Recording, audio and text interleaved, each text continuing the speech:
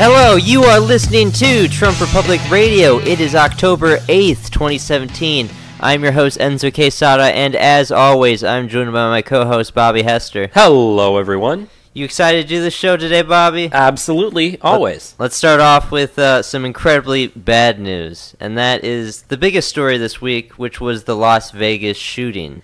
Yes, this was definitely the saddest thing that happened this week. This, in general, this was actually pretty slow news week, actually. Yeah, if it wasn't for this, I don't know what we'd even be talking about. There really wasn't much happened, so I guess, in a way of saying it's unfortunate that it happened, but at least gives us something to talk about. But anyways, we'll go ahead and jump right into it. So we have the Las Vegas shooting, where was he 64 years old, I believe, is how old he was, Mr. Stephen Paddock, decided to rent out a couple of rooms at the Mandalay Bay and opened fire on a crowd during a concert, shooting 520 people, or at least injuring 520 people, killing 59.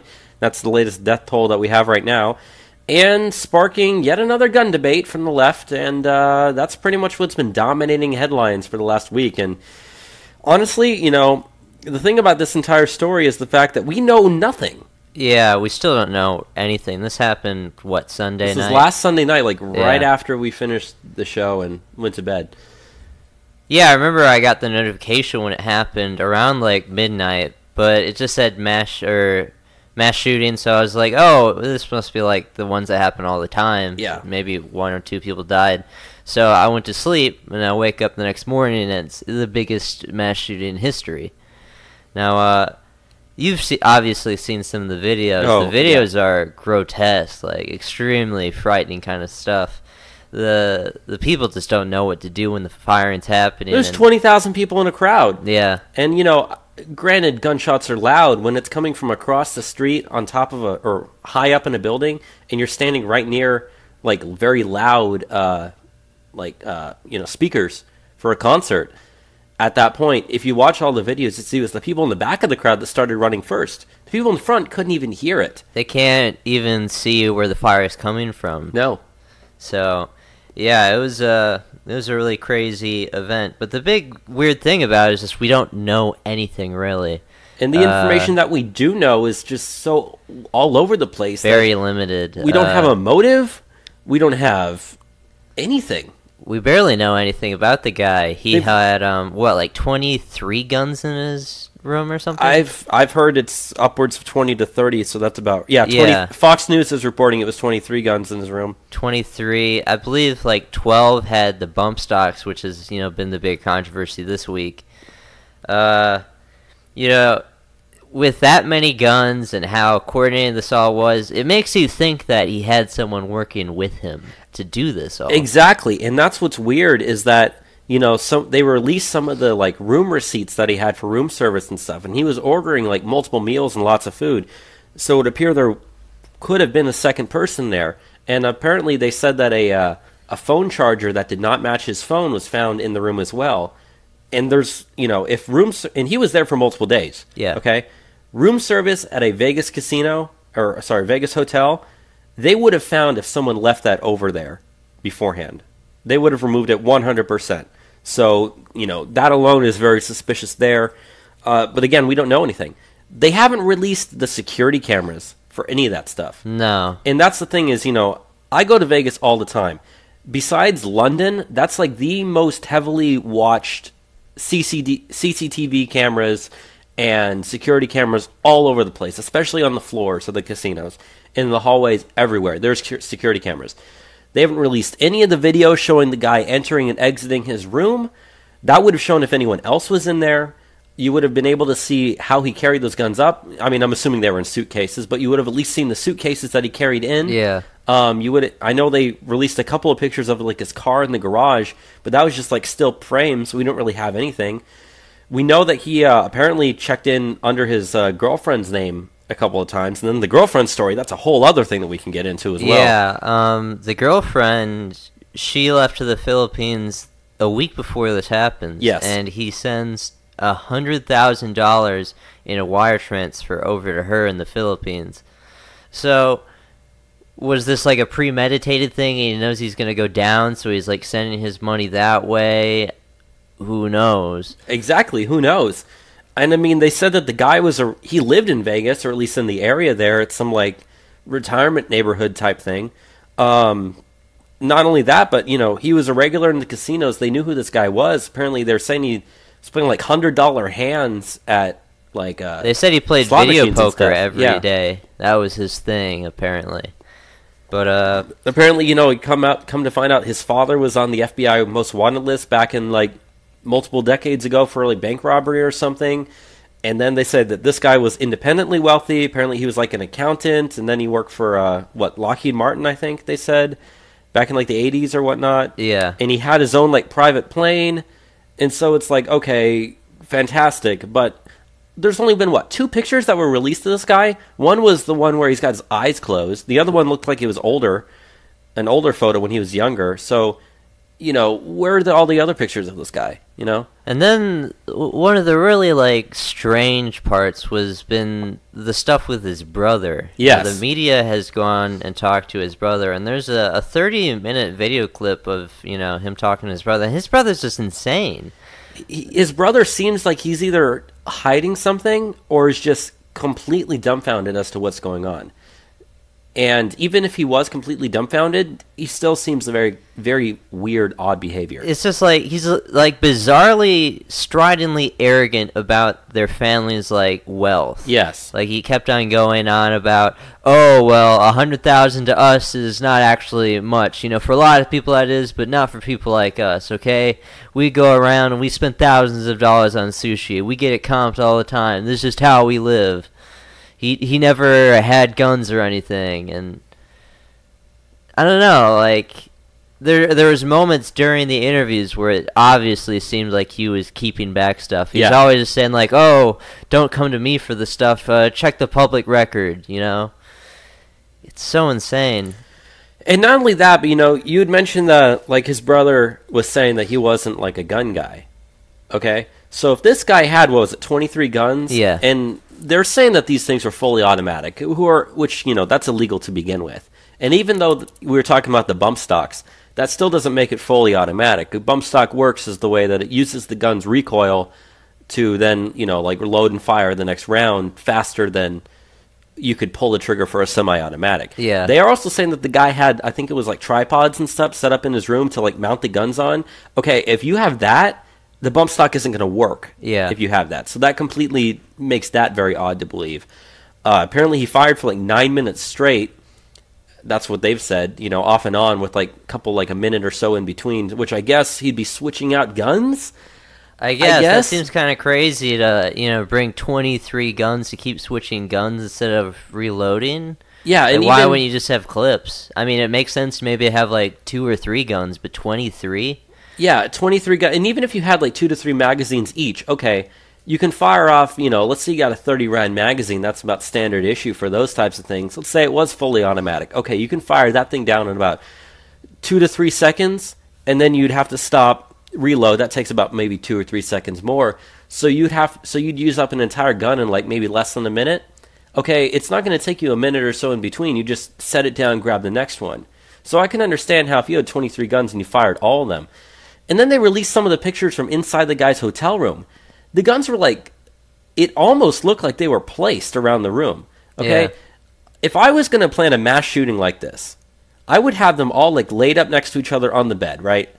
Or like so I could just grab somewhere one, fire it, accessible. And then when I'm done with it, I would just all put them like to the side. These things were all over the room, almost like they were planted. I'm not saying they were, but it looked very odd.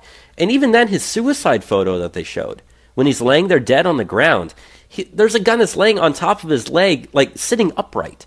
Okay? Yeah. There's no way that if you committed suicide, that your body would land like that or a gun would land like that. Yeah, unless very he decided unnatural. to just like lay down with his foot under the tripod of his gun and then kill himself, that just doesn't make any sense. It looks very unnatural. Yeah. Now, there's been some other stuff that has come out that we do know. Apparently, this guy was trying to buy tracer rounds prior, but he was denied the tracer rounds. So that's probably why the kill rate was lower than it could have been. Obviously, hit a lot of people, but I don't know. I guess his aim was off because of the dark. I mean, he is firing like 700 yards away into it. I mean, even if you're at 700 yards, and I'm not sure you how... still would be hitting a lot of people easily. I was going to say, the crowd had about 20,000 people in it. I'm surprised the death toll was so low. Yeah. Okay, if you've got 20,000 people in a crowd like that, and you're even 700 yards... 700 yards for a trained shooter? It's not. That is nothing. Especially if they know how to use weapons like that. And that's the thing, though, is, we said that this guy, none of his family said he was a gun guy. So no military background. With no military background, and if he was a gun guy who liked to go shoot, people would say it. He'd be like, oh yeah, he would go out to the range or he'd go out to the middle of the desert and he'd practice off this stuff. The thing about that makes it interesting is, if you have a fully automatic weapon at that range, when you're 700 yards away from up top, fully automatic weapon, okay, the recoil from the first shot to the second shot, guns go up when they have recoil, okay? Yeah. So unless you're, really, really good with how you're holding that thing down, which I guess would make sense if you had the tripods, you're going to miss almost every single shot. Unless you're doing burst fire. I mean, even the military, for, our infantrymen, they don't even use fully automatic. They use burst fire a single shot, because it's more accurate. Okay? So if you're trying to shoot into a crowd of people, the last thing you want when you're that far away, at that height, in the dark, is to potentially miss a lot of shots. If you're trying to kill as many people as possible. Well, he would have done more damage if it was single shot or burst fire. That's all I'm saying. Yeah. Which makes it strange why I brought the bump stock rifles, because that would highly inaccurate using such things. And the thing is, even a lot of gun enthusiasts, although they're in favor of having bump stocks be legal, they don't like them. They don't like to use them. So. I mean, did you hear about the piece of paper they found in his hotel room, though? I did. I saw some with of the it. Numbers on it. Yeah, you want to go ahead and talk about that? Yeah, it's believed that it's barometric pressure and distance. You calculated out how he needs to aim. So if this is a guy with no history firing guns, how does he know to calculate all these things? Why would he need to calculate it too? If you're just trying to kill a bunch of people, smash out the window, point the gun at the crowd, and start firing. Okay. And how did people not even notice when he broke the window? Exactly. And those are Vegas casinos, okay? Those are very, very strong windows. They're not bulletproof, but they're safety glass, plexiglass type windows. They're designed so that people can't throw themselves out of it. And you think an alarm would go off by breaking one or something? Yeah, I mean, they would. And not only that, but like I was saying, if he's firing for 10 minutes, okay, those Vegas hotels, those are packed out 24/7, 365. With security, so there's people, there's going to be people on the floor below, the floor above, adjacent rooms. If someone started firing an automatic weapon for 10 minutes straight, you would hear that through that entire wing. Several floors up and above. People would be immediately calling to be like, hey, there's shooting going on constantly. And it said it took it took people 70 minutes to go up there and get him? Yeah. So if he stops firing after 10 minutes, what the hell is going on for the next hour? Have no idea. We have no idea. And so it's was there a second guy with him? He had 2 rooms, 2 windows smashed up. Why would he need to go to a second room? They say, okay, a better vantage point. If you look at the distance of where that casino is, it's the exact same view. You'd only need just one. Yeah. Then there's, some other weird elements of this. There's the element of that lady in that video saying that you're going to die. You want to go into that? Yeah, this happened about, I think they said it was maybe 45 minutes or so before the concert started. There's a lady that was running around the crowd screaming, "You're all going to die tonight." From what I heard, she was physically removed by the police. Yeah. Or security guards and stuff. At first, people thought that was the girlfriend, okay? And that she had, was trying to warn people. But that wasn't, because the girlfriend was in the Philippines. Yeah. So it's who is this woman? What is she talking about? Is she involved? Have the police questioned her? And I don't think they have. Exactly. Have the police questioned maid service? That talked to him and gave him delivery stuff? We don't know anything. I don't even think we're pursuing the girlfriend at all. Well, they said they brought her back to the U.S. for questioning, so it looks like she's at least, obeying to a degree. Okay. But even then, It's just the fact that we don't know. And Yeah. that's the problem, is, if they were at least slowly releasing more information as they got it, people would be able to put two and two together, piece together information. Instead, whatever investigations are going on are being kept secret from the public, and that's what's making the public question stuff. Because, there is no question at all that the facts of this case just do not add up as they currently stand. Yeah, and, I'm not one really to be a conspiracy theorist so much. I believe that conspiracies happen, but I just feel like they don't want us to know something that they're holding back. Like, we haven't seen photos of people even on the ground, like, dead at this thing, really, other than, like, the sparse, like, video that we've seen. And, there's also been talk that he was, like, live streaming out of the country at the same time when he was shooting. Yeah, and that kind of goes to another part that I was the gonna NSA mention. would have, like, gotten that video. Yeah. One, where was that going? But two, why haven't you released this stuff? And even then, they said he, like, set up cameras in the hallway in order to see if police were coming. Yeah. They said it was GoPros, okay? A GoPro camera to, like, live stream to Lasts something like else. 90 minutes battery. It would not last that long. He would have had to have set that up before he started shooting for sure. Yeah. That's how it would have happened, okay? And how would no one even notice that? Yeah, and people would have noticed that. Okay, let's say he sets it up and immediately begins firing. I can understand people would just, like, hunker down in their hotel rooms and not want to go out there. But then again, that plays to the whole security camera thing, okay? If he was setting these things up, was he live streaming to a computer, to a laptop, to an iPad in his hotel room so he could see police coming? And even then, okay, he stopped shooting after 10 minutes. It was It was 70 minutes before they come to get the guy. Yeah. Why would he need cameras? If I was him, I would just leave. It seems like he was planning to just kill himself anyways. Yeah. Why would it matter? He probably knew he was going to die.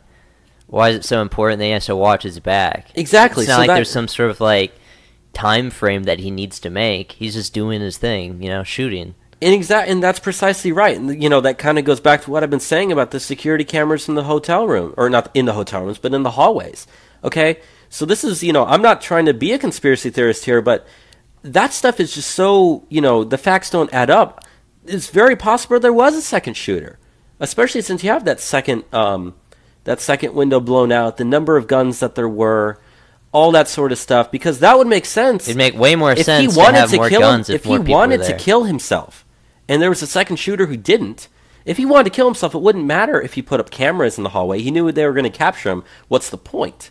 Okay, so if a second shooter was there, hey, we'd be able to see that in security cameras from the hotel. He'd be able to see, okay, the police are coming. Like, I need to get out of here. But then, like, okay, if the police are coming in the hallway, you'd think that they would be coming up, like, multiple stairs, try to block exits from the room. You know what room it's coming from. I'm sure that's the case. Even if you didn't know, you'd at least know what area it is. You'd stop the elevators. You'd shut down the emergency stairways and stuff like that. You would have that stuff done. So if there was a second shooter that was with him, after that first 10 minutes, he'd easily be able to get out. Yeah. And he would just be able to, go down the elevator or go down the stairway or something. And with the amount of people that are in any Vegas casino at any given time, you're not going to be able to tell, really. You blend in and you just disappear like normal. Every time my family goes to Vegas, the hotel we stay off is slightly off of the strip. And even then, it is packed every single time we go there. And you can easily just go up and down any stairwell you want, or not necessarily stairwell, but elevator is the word I'm looking for. You pretty much have free reign to almost go anywhere you want. And granted, late at night, they'd be checking your room key in order to use the elevators for like that wing of the hotel for your rooms. But even then, you could just use someone else's room key. You just got to flash room key and say, yeah, here's my room key. And they're like, okay, yeah, you can go up. But that doesn't mean that you can go down. You can go down the elevators and leave your room. No one's going to check you. No one's going to stop you. And at that point, if you did it immediately after that first 10 minutes when the shooting stopped, at that point, most of the hotel wouldn't have heard the shots, okay? Yeah. So you'd be able to just leave and never get caught. So again, why haven't the security cameras been released? The security footage of people walking through the hotel, tracking him back as he's walking, getting his luggage, bringing it all up. Was there someone with him? Was there someone in there who stayed in the hotel room for a couple of days who wasn't seen leaving the hotel room? Because the fact that he bought so much food, I seriously doubt that that guy was smart enough to buy extra food just to throw off people's trace. Yeah, Smart enough to buy a second room. He knew he was gonna die. Yeah, to buy a second room, to smash out a second window, just to make people believe that, oh, I'm going to trick these people into thinking there's someone here helping me. I'm going to buy a secondary room, a second phone charger that doesn't match mine and leave it here. That seems pointless. It does seem pointless, especially if his intent was just to kill people and then kill himself. And even then it goes down to, like, you know, the concert itself, which was like a concert full, like, country, like... It was a country music It was concert. a country music festival. Okay, this guy's like a 64-year-old, like, boomer type, you know? Did he target those people intentionally for who they were? Did he just want to kill people and said, oh, that's just, you know, I know there's going to be a festival, there'll be a lot of people there? None of this stuff makes sense. Yeah, and I guess we could speculate for a second on what the motivation is. Obviously, we can't take a stance on it. We just don't know. Yeah. But, you know, people have been talking about what could be the motivation. Now, it didn't seem like this guy's particularly political. No, it didn't. At all. I mean, wasn't he like a registered Democrat or something? Or is that fake news? I haven't heard that. Because there has been a lot of fake news being pushed around. I have seen more fake news spread about this story in the last week than any story I have ever seen. Especially in that short amount of time. Which, like, and this is why, you know, I just kind of get sick of this stuff. And, like, I wasn't even very interested in this story to begin with. Because it just seems like we're playing... you know, like football with this, as far as narratives go. It's like, oh, did my team score a narrative win? Did your team score a narrative win? Is this going to make your team look bad? And it's just like, I don't care to really politicize this thing in that way, but everyone wants to at the moment, because they want answers. Both sides, yeah, you're absolutely right. Both sides are trying to politicize this. The left is trying to use it for their anti-gun narrative. The right's got 4 or 5 different narratives that they're trying to use. You know, this guy was targeting Trump supporters, or this guy was ISIS, which, you know, we can talk about that here in a second. Or, you know, this guy was just a madman and crazy person. Maybe he wanted to kill a lot of white people, and there's a lot of white people. Was he a racist? I don't know. Yeah, exactly. And, I mean, going to, like, the ISIS narrative, ISIS is claiming, you know, they don't have really any evidence. They're claiming that this guy was one of their dudes. They said he was, like, a Muslim convert from 6 months ago, which, I mean...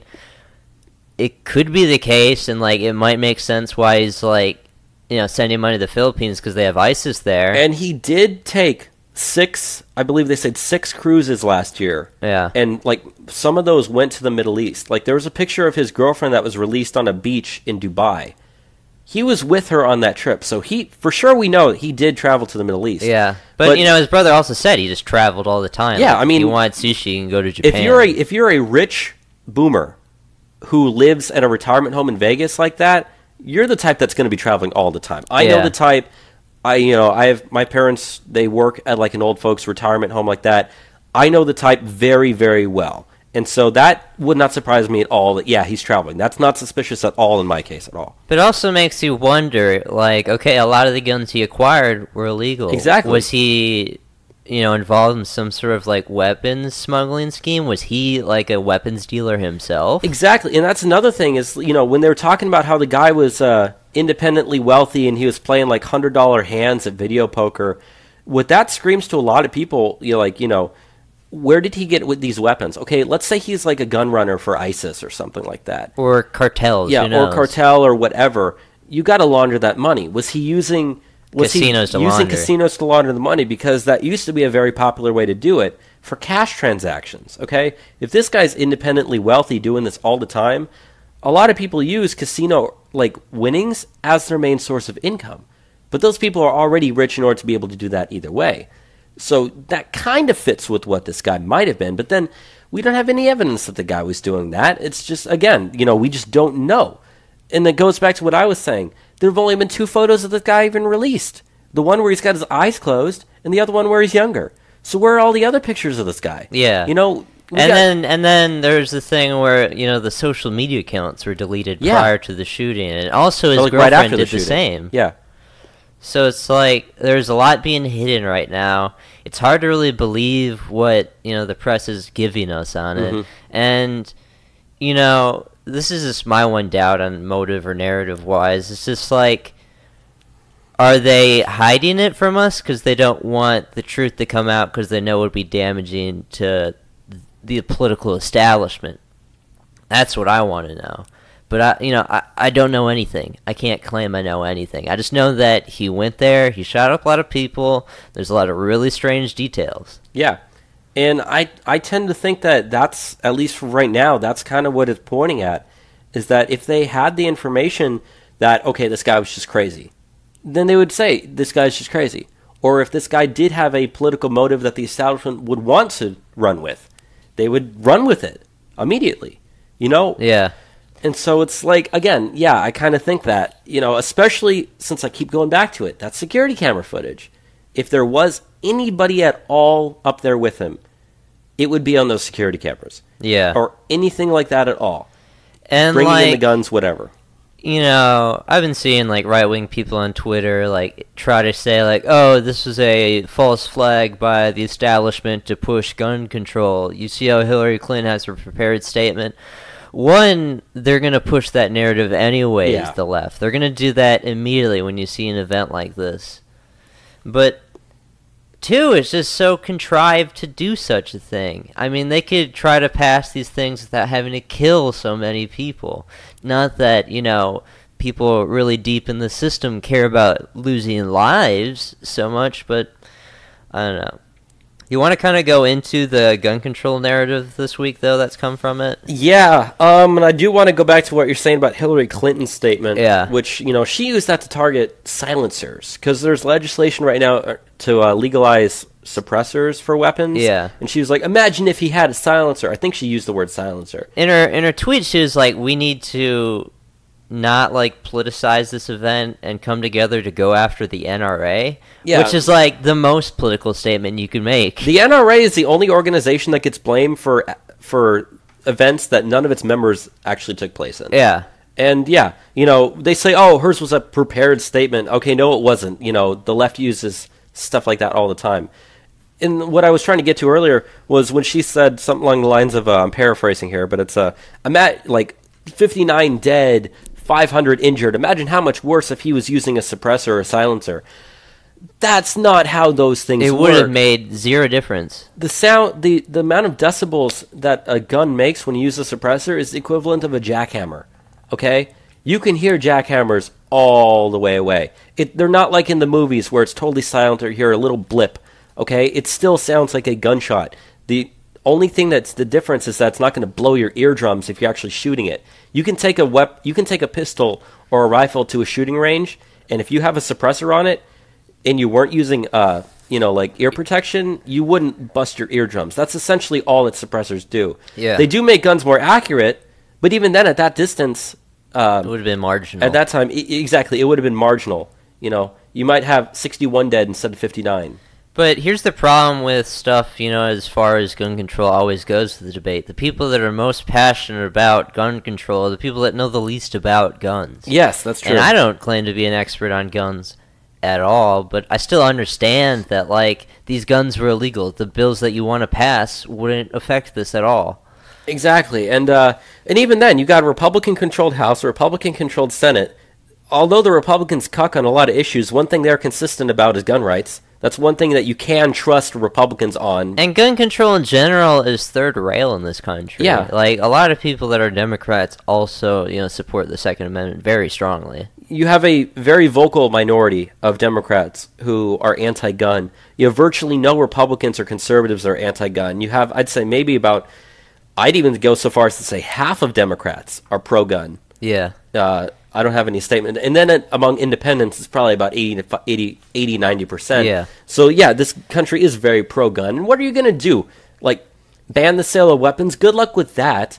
Okay, what are you going to do? Confiscate all 200 million privately owned weapons in the United States? Yeah, good luck with that. A lot of people would die if you tried. Good luck getting the military on board with that. Good luck getting police on board with that. I've said this before. I think I was talking about this when we did our societal breakdown midweek episode. That if you actually tried gun confiscation and you actually got military and police on board with that, you might be successful at the first house that you hit. But the second house that you hit, bullets are flying.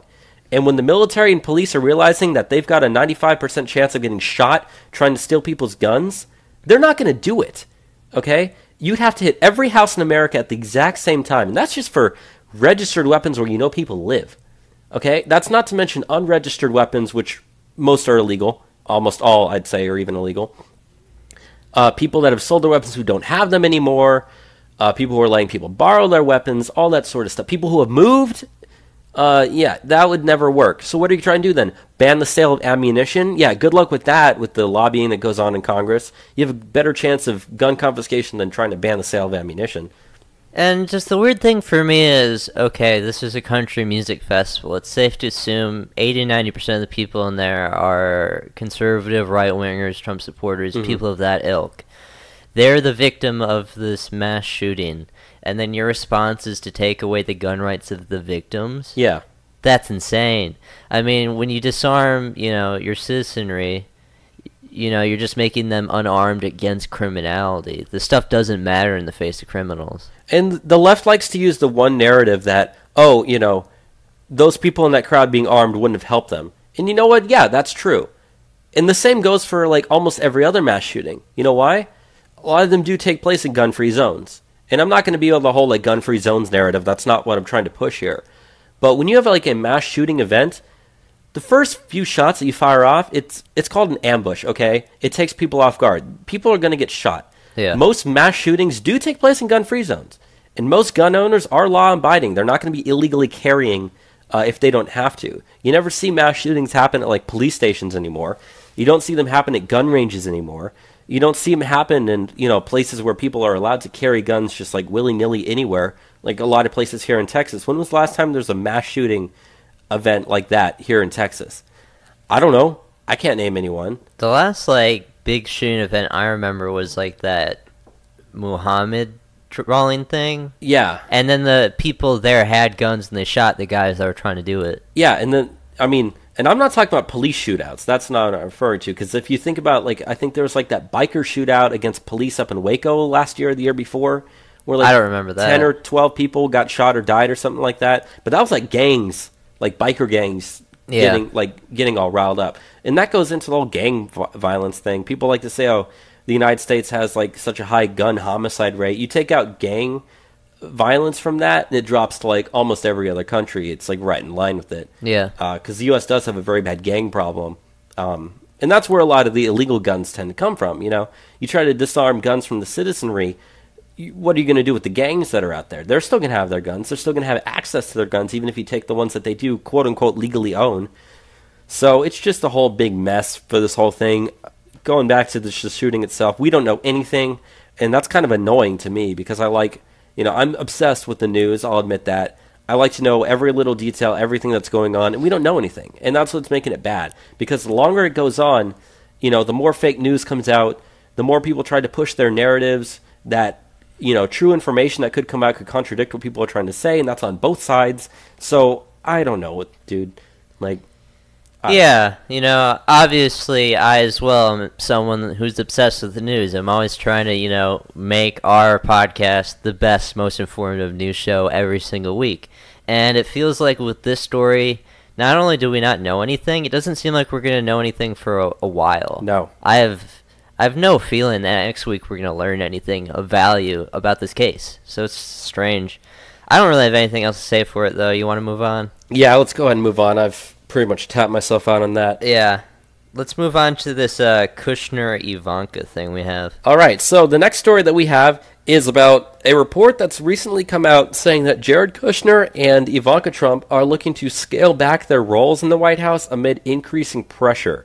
Now, this comes from multiple sources, according to Axios, who are saying that they're trying to, quote-unquote, stay in their lane in the White House because recently, I guess people in the White House, including White House counsel Don McGahn, have complained about their presence and saying that they hold too much influence over Trump himself, and that, there's rumors that Jared Kushner is even on his way out of the White House. There's got investigations going on into his background, and his base is really, really angry with Jared and Ivanka right now. So there's just a lot of backlash that's going on right now, and according to that report, it says that they're looking to scale back their roles. Which would be immensely good for us. Yes. You look at Jared and Ivanka and the stuff they've stand for.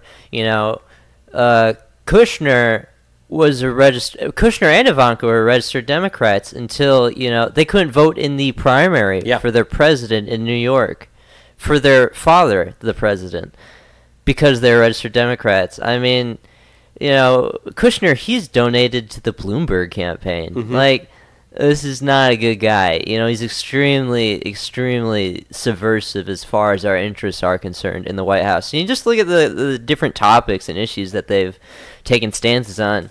Kushner and Ivanka are both pro airstrikes into Syria, something we vehemently oppose. Mm-hmm. They both want DACA to be, legalized. They want to legalize the DACA kids. So that's not good either. Like, we don't need this guy in the ear of the president. And, when he is able to convince, Trump on things, it doesn't turn out good for us. Now, we've, gone over recently, I believe it was like a week or two ago, that John Kelly was, like, limiting their ability to even communicate in, like, an informal sense to the president. Yeah. So I know they've been cutting back on their communication to the president regardless. But, yeah, I want them out of the White House. They've been no good for us. They've been in the way on a lot of stuff. Yeah, I definitely want them out of the White House. And even if you can't convince Trump to get rid of them or convince them to leave, definitely scale back their roles, especially Jared, even though Ivanka's pretty much exactly the same as him. Ivanka has more ability to actually control her father, convince him to do things that he shouldn't do. There's a reason why there was so much tension those first few months with Bannon and guys like that who are there. And Bannon's out, Gorka's out, and it seemed like everybody who was like pro-Trump's agenda was just being booted from the White House or resigning. Yet what stayed consistent was Jared and Ivanka right there in their father's ear, whispering, whispering, whispering. But that being said, even with that, things have still gone relatively well with them being there. They would have been a lot better if they weren't. So I'm glad to see that they are scaling back their roles. I'm not sure if the report that Jared Kushner's on his way out is true. I would like to see him leave. I don't think he's good at his position there as a senior advisor to the president. So, this is one of those stories that you kind of just got to wait and see. It might be fake news. It might be a rumor, but there is some truth to it. At least it lets us talk about a narrative there. Yeah. Also, another thing I forgot as far as their stances go, they both wanted to take in more refugees. Right. Which is something that no Trump supporter wanted at all. But, yeah, I didn't vote for Kushner. I didn't vote for Ivanka. They don't have political positions in office that anyone voted for. Why do they have an ability to influence the president to the degree that they do? Okay, the Forward Jewish newspaper, they had a list on the top 50 most influential Jewish people in the world. Mm-hmm. And Kushner and Ivanka were 1 and 2. Yep. And I don't think they deserve that power. So, yeah, I hope they leave very soon. It's kind of strange because, we've been seeing so many people leave the administration. It's so bare bones, it seems, at this point. I don't really know who's advising Trump so much as it has been in the past. With Bannon's out, Gorka's out. The base frame of his administration is inner circle. I mean, it's like Kelly and Huckabee Sanders, and it's just not that much other. No, and really there for him. I'd be interesting to see, let's talk like a little speculation here. Let's say Ivanka, she's not going to go anywhere. I really doubt she's going anywhere. Jared, maybe. He might leave. If he does, I'm interested to see who replaces him. Do you bring Bannon back? Because Bannon's, when Bannon said... I think he's out. And Bannon was saying, I can do a much better job, supporting the Trump agenda outside the White House. So far, he's been doing a fantastic job not being in the White House. I think... we were kind of, feeling depressed about that. I think that was probably ended up actually being a pretty decent especially when move. we get into the election stuff for this week. We have some more on that. Yeah, and so, with Gorka leaving, Gorka was just doing whatever Gorka was doing. I don't think anyone really knew what Gorka was doing. And Gorka's not as good as Bannon. No. So, I'm interested We still have Stephen Miller. That's the one guy. And Stephen Miller has pretty much taken Bannon's role as senior, pretty much as a senior chief advisor. Strategist. Yeah, chief strategist. Stephen Miller's been doing a fantastic job. We got some stories that we're going to talk about We got here some later in good the show. Stephen Miller news this week. With that, all I got to say is, I hope Kushner leaves, or at least I hope they scale back their roles. It's good to hear that at least the media is reporting that that's a possibility, that that's happening. So with that, I have nothing more to say in that story. Yeah. Let's move on to the new Puerto Rico stuff. The one thing I wanted to highlight this week, which is rather just humorous. Yeah. But Trump, he went down to Puerto Rico on Tuesday. He was there with the governor of Puerto Rico, as well as that mayor of San Juan, and he praised both of them, so it's kind of interesting. If you remember last week, we were talking about this mayor they have in San Juan and how she is going after the president. She's the one that had the T-shirt that says, like, what, we're dying or something. And then she wore another T-shirt this week that said nasty. Like those nasty woman T-shirts that Hillary had. Yeah, pretty ridiculous. Yeah. But at this event on Tuesday, Trump started throwing paper towels into the crowd. If you haven't seen this video, it is, like, the funniest video I've seen all week. It's like he's at a stadium throwing T-shirts in the crowd, but he's throwing paper towels. It looked more like he was shooting like a three-point shot from basketball. Yeah. If you look at his form, that's how a basketball shooter throws it. He wasn't just tossing them. He was like... He's doing like hook set it up. shots. Exactly. So it and people turn that into a bunch of memes and stuff, which has been hilarious. But yeah, you were talking earlier about how you think that actually is like bad optics or something like that. I do think it kind of looks bad. I think it'd just be better if like he was handing them out. That would look way better. It kind of looks like very like third worldist to be just tossing them into like an unruly crowd. But I mean, I guess they're getting the paper towels anyway. And I did see some people criticize him over this, but not too many. So it really doesn't matter. I think most people didn't really care. I don't think most people knew it happened so much. Yeah, that's probably the case as well. But I don't really care. I thought it was kind of funny. I can see how a lot of people think it would hurt him, but the media's got much bigger things to report on than that. Now, concerning the Puerto Rico situation, there's been a little more talk. Trump this week suggested paying off all of Puerto Rico's debt, but I know the White House, after he made that statement, say that they're not committed to do any sort of thing at the moment towards that. And also, currently how finances are going for Puerto Rico, they're being threatened with a government shutdown. They have enough money to last them to October 31st. So it's very likely we're going to be sending a lot of money to Puerto Rico very soon, if not paying off their debt, Which, I mean, you kind of support. Me, not as much. I don't support paying off their debt. I'm in support of just, I'm in support of two things have to go together in order for them to happen, okay? Yeah. I don't want us to have Puerto Rico as a territory anymore. I want Puerto Rico to be independent. I want those people separate. I don't want them to be American citizens. I want them to be just independent country, not American citizens. They don't vote in our elections. They don't have their unvoting representative in Congress. We don't got to worry about them at all. That's what I want. And if it means forgiving their debt, saying, look, I know you owe us like X amount, billions and billions of dollars, just forget about it. I'm not saying force you to pay it back immediately. I'm just saying don't worry about it. Just go, be gone. I think at that point, I'm not sure the legalities of whether or not you could do that. Who cares at that point? That's what I would support, but only if those two things happen. Yeah. Which, I mean, I guess I would be down with as well. The big thing is we just don't want the burden of Puerto Rico anymore. That'd be great if we could get rid of them. Yeah, because imagine if you still had Puerto Rico, but they still owed you money. They're never going to pay that back. And the people that get elected to office in Puerto Rico know that they're never going to pay back the money. And they spend money willy-nilly knowing that we always have America to fall back on. Yeah, Puerto Rico gets a free ride from the U.S. Like, imagine how successful that country would be if the U.S. wasn't subsidizing everything. And they don't even pay taxes to us. A lot of people on the island don't even work. I mean, I said it last week. Puerto Rico has a population of 3.7 million. Only 900,000 people work. That is very low. And even then, most like half of those are in government jobs. Yeah, I believe like the majority are on government jobs, so they're not doing anything really important. So it's like I was saying, who are these people? I doubt there's very many Puerto Ricans listening to our podcast, but yeah, when you start to look at the economics of it, pretty much that country only exists right now because the U.S. is paying for everything down there. Yeah. Okay, they would not be a successful country on their own, which is pretty much the reason why I want them gone from the U.S. I don't want them to be part of us. I don't want to pay for them anymore. I say good luck on your own. Once you realize how terrible your country actually is, maybe you'll do a little bit more to support it.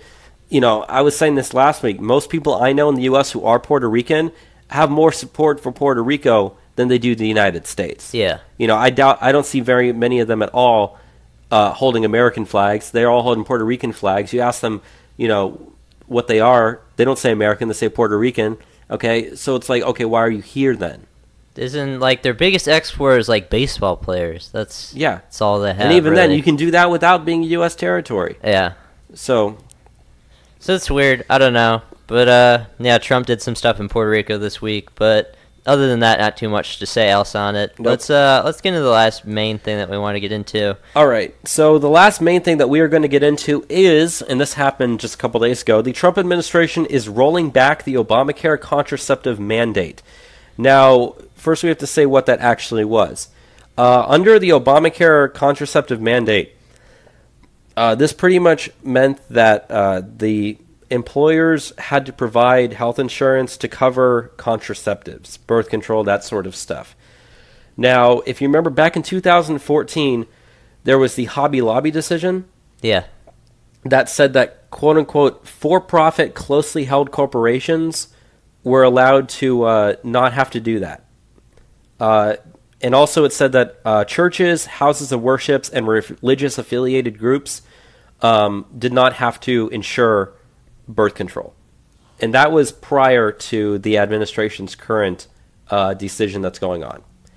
Now, what the Trump administration decided to do was they are expanding that to any nonprofit group, any non-publicly traded company, and any higher education institution with a religious or moral objection, which pretty much expands the contraceptive mandate from the Hobby Lobby decision to pretty much almost any company, as long as they have an objection, a religious objection.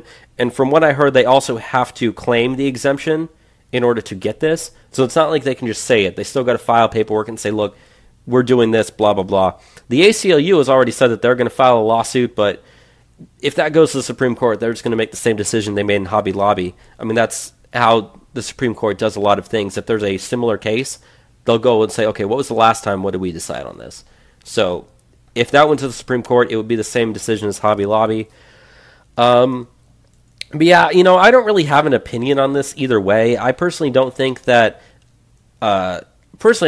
your employer should be forced to provide you with health insurance. I think that should be a benefit package to try to get better people to work there. I understand that birth control is a necessity for some people. It does a lot more than just making sure you don't get pregnant. It has a lot to do with like regulating periods and stuff like that. So I understand a lot of women need it.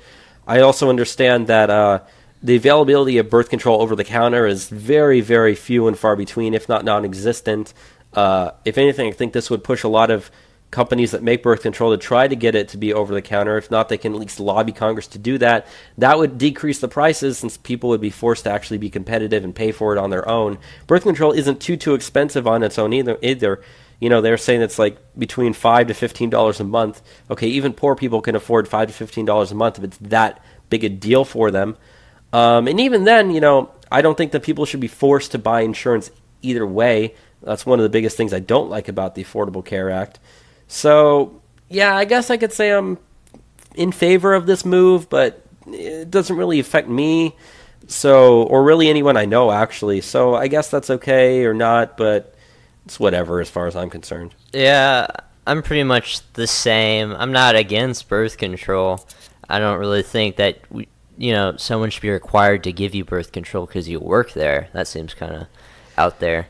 And it's just not that expensive, really, though. That's the thing. Like, I've been seeing people talk about this on Twitter. I've been seeing people say, oh, it's like $9, it's $15, it's $20, it's $50. Even if it's $50, like, would you rather have a kid? Like, that's going to cost you a lot more. Like, why aren't you willing to pay this small amount to prevent having to pay a much larger amount? That's the purpose of insurance. So, and even then, let's say your employer didn't cover it. Okay, I'm sure there's some company out there who would understand, hey, look, we just got a big consumer base that needs birth control. Let's try to, reach out to them and get them on our plans instead. So, if anything, that kind of goes back to, I don't want to take a completely free market version on this, but yeah, when you have competition, among companies to try to get products. If you know one company isn't going to be offering it, that opens up an opportunity for a lot of other ones, or at least the insurance companies. And also I wanted to say that the Department of Health and Human Services has estimated that this rule change only affects about 120,000 people. I'm sorry, 120,000 women of the 165 million women in the U.S. So it's less tiny amount. So that's less than 0.1% actually will be affected by this. But most the way people have been reacting, they make it seem like it's way more. Oh, it's the GOP's war on women. They just want to kill women. They just want to take away their rights. They want to take away your women's rights. They want to take away your reproductive rights. They want to control your bedroom, blah, blah, blah. No, it's not at all, you idiots.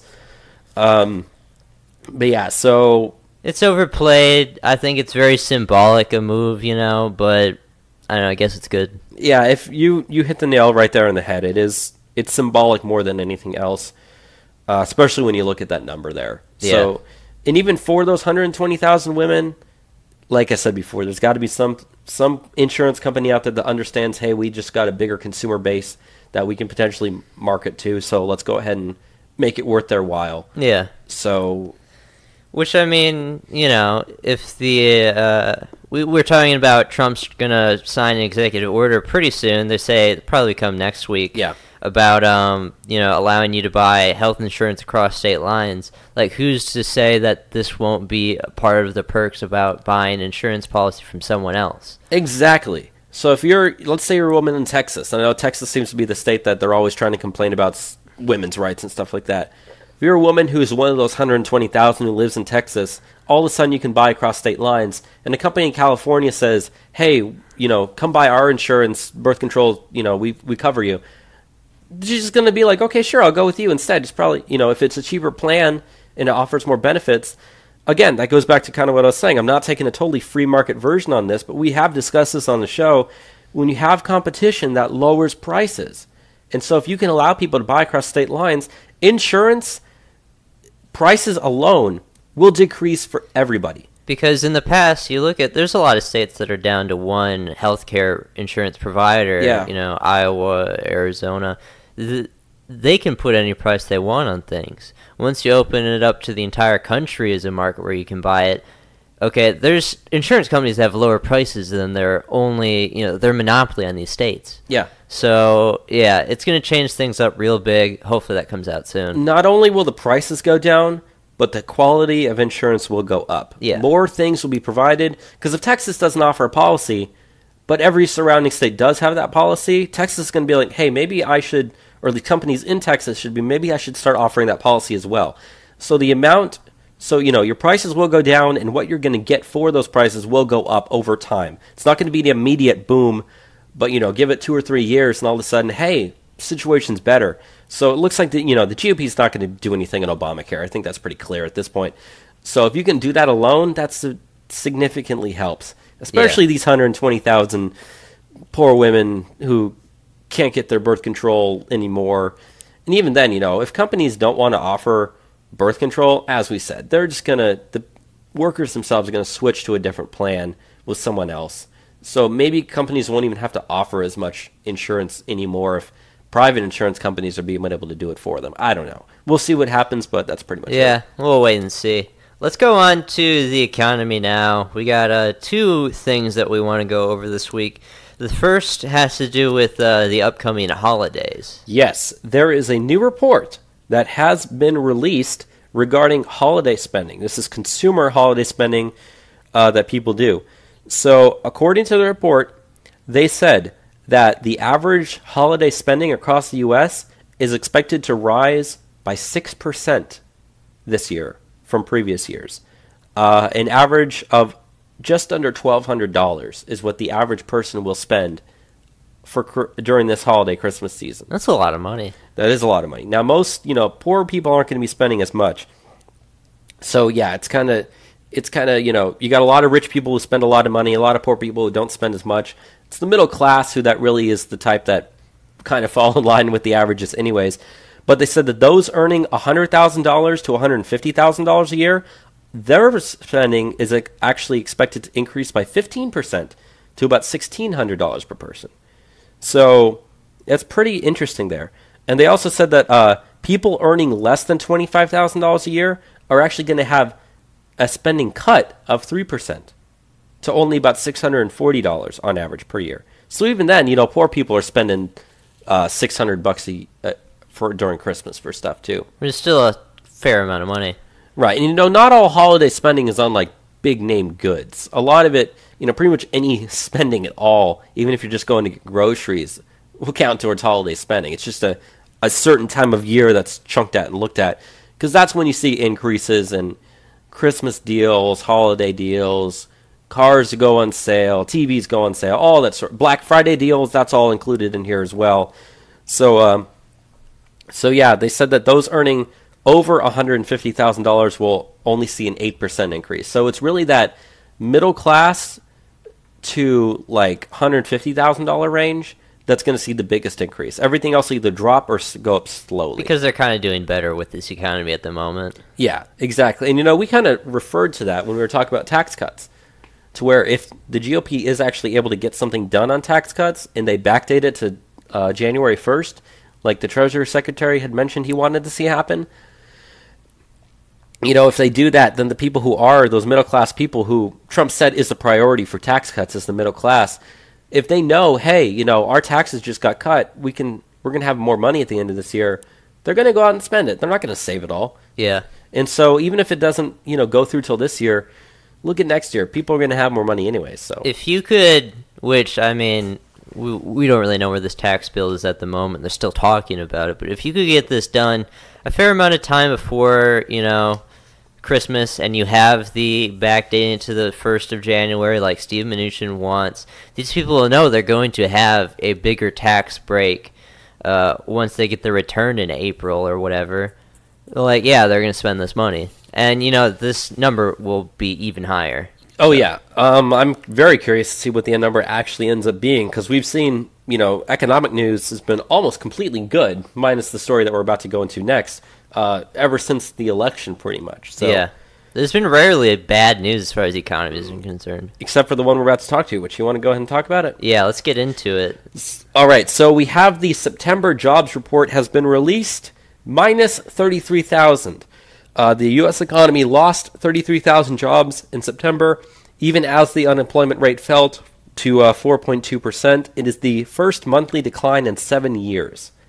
Now, that does not look good for Trump, because we've exceeded jobs expectations every single month so far. They actually expected 90,000 jobs to be created this month, but instead we lost 33,000. So that's a significant decline. Now, the reason for that is being blamed completely on the hurricanes. The damage that was done in Texas and in Florida and all those areas. You got Texas and Florida alone are like two of the most highly populated states in the country. And so when you have major hurricanes that hit your major cities like that, yeah, a lot of those jobs were lost. And that's what's being blamed for this, which makes a lot of sense. I mean, I was in an economics class earlier this month. We were kind of referring to the hurricanes when we were talking, and even my professor was saying, yeah, because of the hurricanes, they degraded their outlook. I remember we were talking about how the Atlanta Federal Reserve expected the GDP to increase by 3.7% in the third quarter. Yeah. But because of that, it was rounded down to about 3.1% increase expected. When we hit 3.1 or 3.2 last in the second quarter, remember, we were talking about that. So the hurricanes just kind of really took a dent in all the movement that we were doing. But even then, things are still improving. The number of people employed in this country is at an all-time high. Yeah. Even with this 33,000 decrease. So it's interesting, all that stuff. It's been interesting seeing people attacking Donald Trump because this jobs number's down. I always like to, just look at other people's stuff, see how the opposition's talking. So I was looking at the Texas State College Democrats page, and they were eviscerating Trump over this. And they were saying, oh, it's bullshit that you blame this on the hurricane. The job numbers should be even up because, there's jobs in rebuilding, which I don't like to call. Sense. Yeah, I don't like to call people economically illiterate. I don't try to, pretend I'm so big-brained with economics, even though I do understand things. But it's broken window fallacy. You're not going to create jobs by breaking windows, Broken window fallacy. I can break it down for a second. It's You know, if I break your storefront window, I'm not creating wealth in the glass-making industry because you need to replace your window. You can't create wealth through destruction. When a hurricane comes through, you're going to destroy a lot of things. You know, some of those things being factories, stores. You know, people are displaced still at the moment. They can't work their jobs. It's to be expected that jobs will be down. And yeah, it's sad that this is the first month that jobs are down, but we should be able to rebound from this. Oh yeah, very easily. And I mean, you know, to kind of go along with what you're saying there in terms of like jobs being created when there's destruction, you know, if a hurricane hits and it floods and it wipes out, let's say, a Burger King, okay? You got like 20 or so people that work at that Burger King. Burger King's gone, 20 people lose their jobs. The construction company is going to hire like, what, maybe 2 or 3 more people, okay? You know, because they probably already have a bunch of people working for them as well, the cleanup efforts. And a lot of that's government cleanup too. So, and they're temporary jobs. Yeah, and so you're not creating full-time work. In fact, people will probably be losing money because they're going to be, you know, probably having to go for jobs that pay less than whatever they were making before. And even then, their house might be destroyed. They might have, like, you know, severe damage to whatever's left of their house. So great, you were able to find a job. You know, you're still got to pay $20,000 in damage to your home. You know, that's going to cost you money. So in general, it really does hurt the economy more than it helps it. So, you know, even though like construction companies and stuff might actually benefit from stuff like this, not that much really. In fact, it increases their workload so much to the point where they can't even handle all of it. Yeah. And that's why you have to have so many volunteers and stuff go in. And those people that's not jobs that's being created. Well, I've seen with the jobs that they offer out of Houston, they are pretty well paying. I mean, like $15 to $25 an hour. You don't need any sort of experience. They're planning on being in Houston rebuilding for the next 3 years because damage is real bad out there. But even with those added jobs, like that's not going to make up for what you've lost in all the destruction. And again, it seems like common sense, but apparently it's a concept too far away of these, you know, big-brained intellectuals out of the college Democrats. And even then, people don't get jobs immediately, okay? If you're displaced and you can't live at home, let's say you're, like, living with a family member somewhere else in the state or a different state, you're not going to get a job there. Yeah. You're waiting until you can actually move back to your house. So, you know, it's going to take a couple of months for you to get a job. So, if anything, if they are right that, oh, this should actually create jobs, that should be the October, November jobs report numbers is when we should see that increase. Yeah. We're dealing with stuff that literally happened less than like 2 to 3 weeks ago is when all this stuff like stopped. Okay? It takes longer than that for the jobs reports to actually come out showing any sort of increase. And to say this number being down as any blame on Trump is absolutely absurd. It's absolute bullshit. And it's just people that hate Donald Trump wanting some sort of justification to hate him, even though you aren't really justified to hate him in this instance. No, if anything, you know, you should be justified to love him, especially if you look at all the jobs report numbers that have come out every month since he was They don't give inaugurated. him any credit for that. That's Obama-era policies. Even though this growth that we've seen is because we've been repealing Obamacare policies nonstop, especially as far as regulations are concerned. Hey, I mean, they blame Bush all of Obama's 8 years. So. Yeah. They just have such a basic understanding of how any of this stuff works. I found that most people who do actually understand economics are not liberal. Yeah. And I hate to say that, but it's true, even though it's complete anecdote, but that's what I've noticed. So let's move on to immigration now.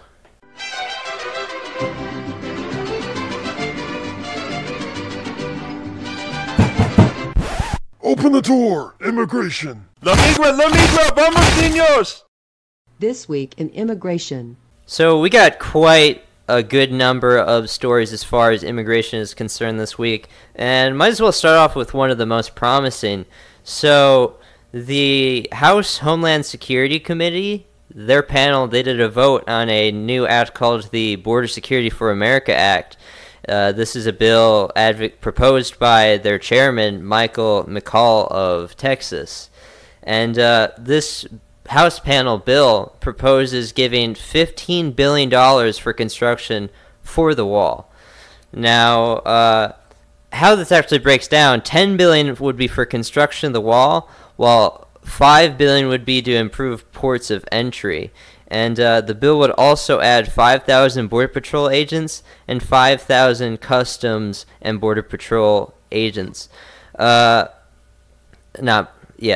they've in the committee on the House panel it voted 18-12 along party lines. So now that this has left, committee, this is going to go to the House floor immediately. Yeah. So, we control the House. We should be able to get this, but I doubt that Republicans will vote for this. We have gone over polls in the past of our, Republicans in Congress. Only 69 are willing to verbally say that they'll vote for wall funding, and 3 have expressed that they wouldn't, including Jeff Flake.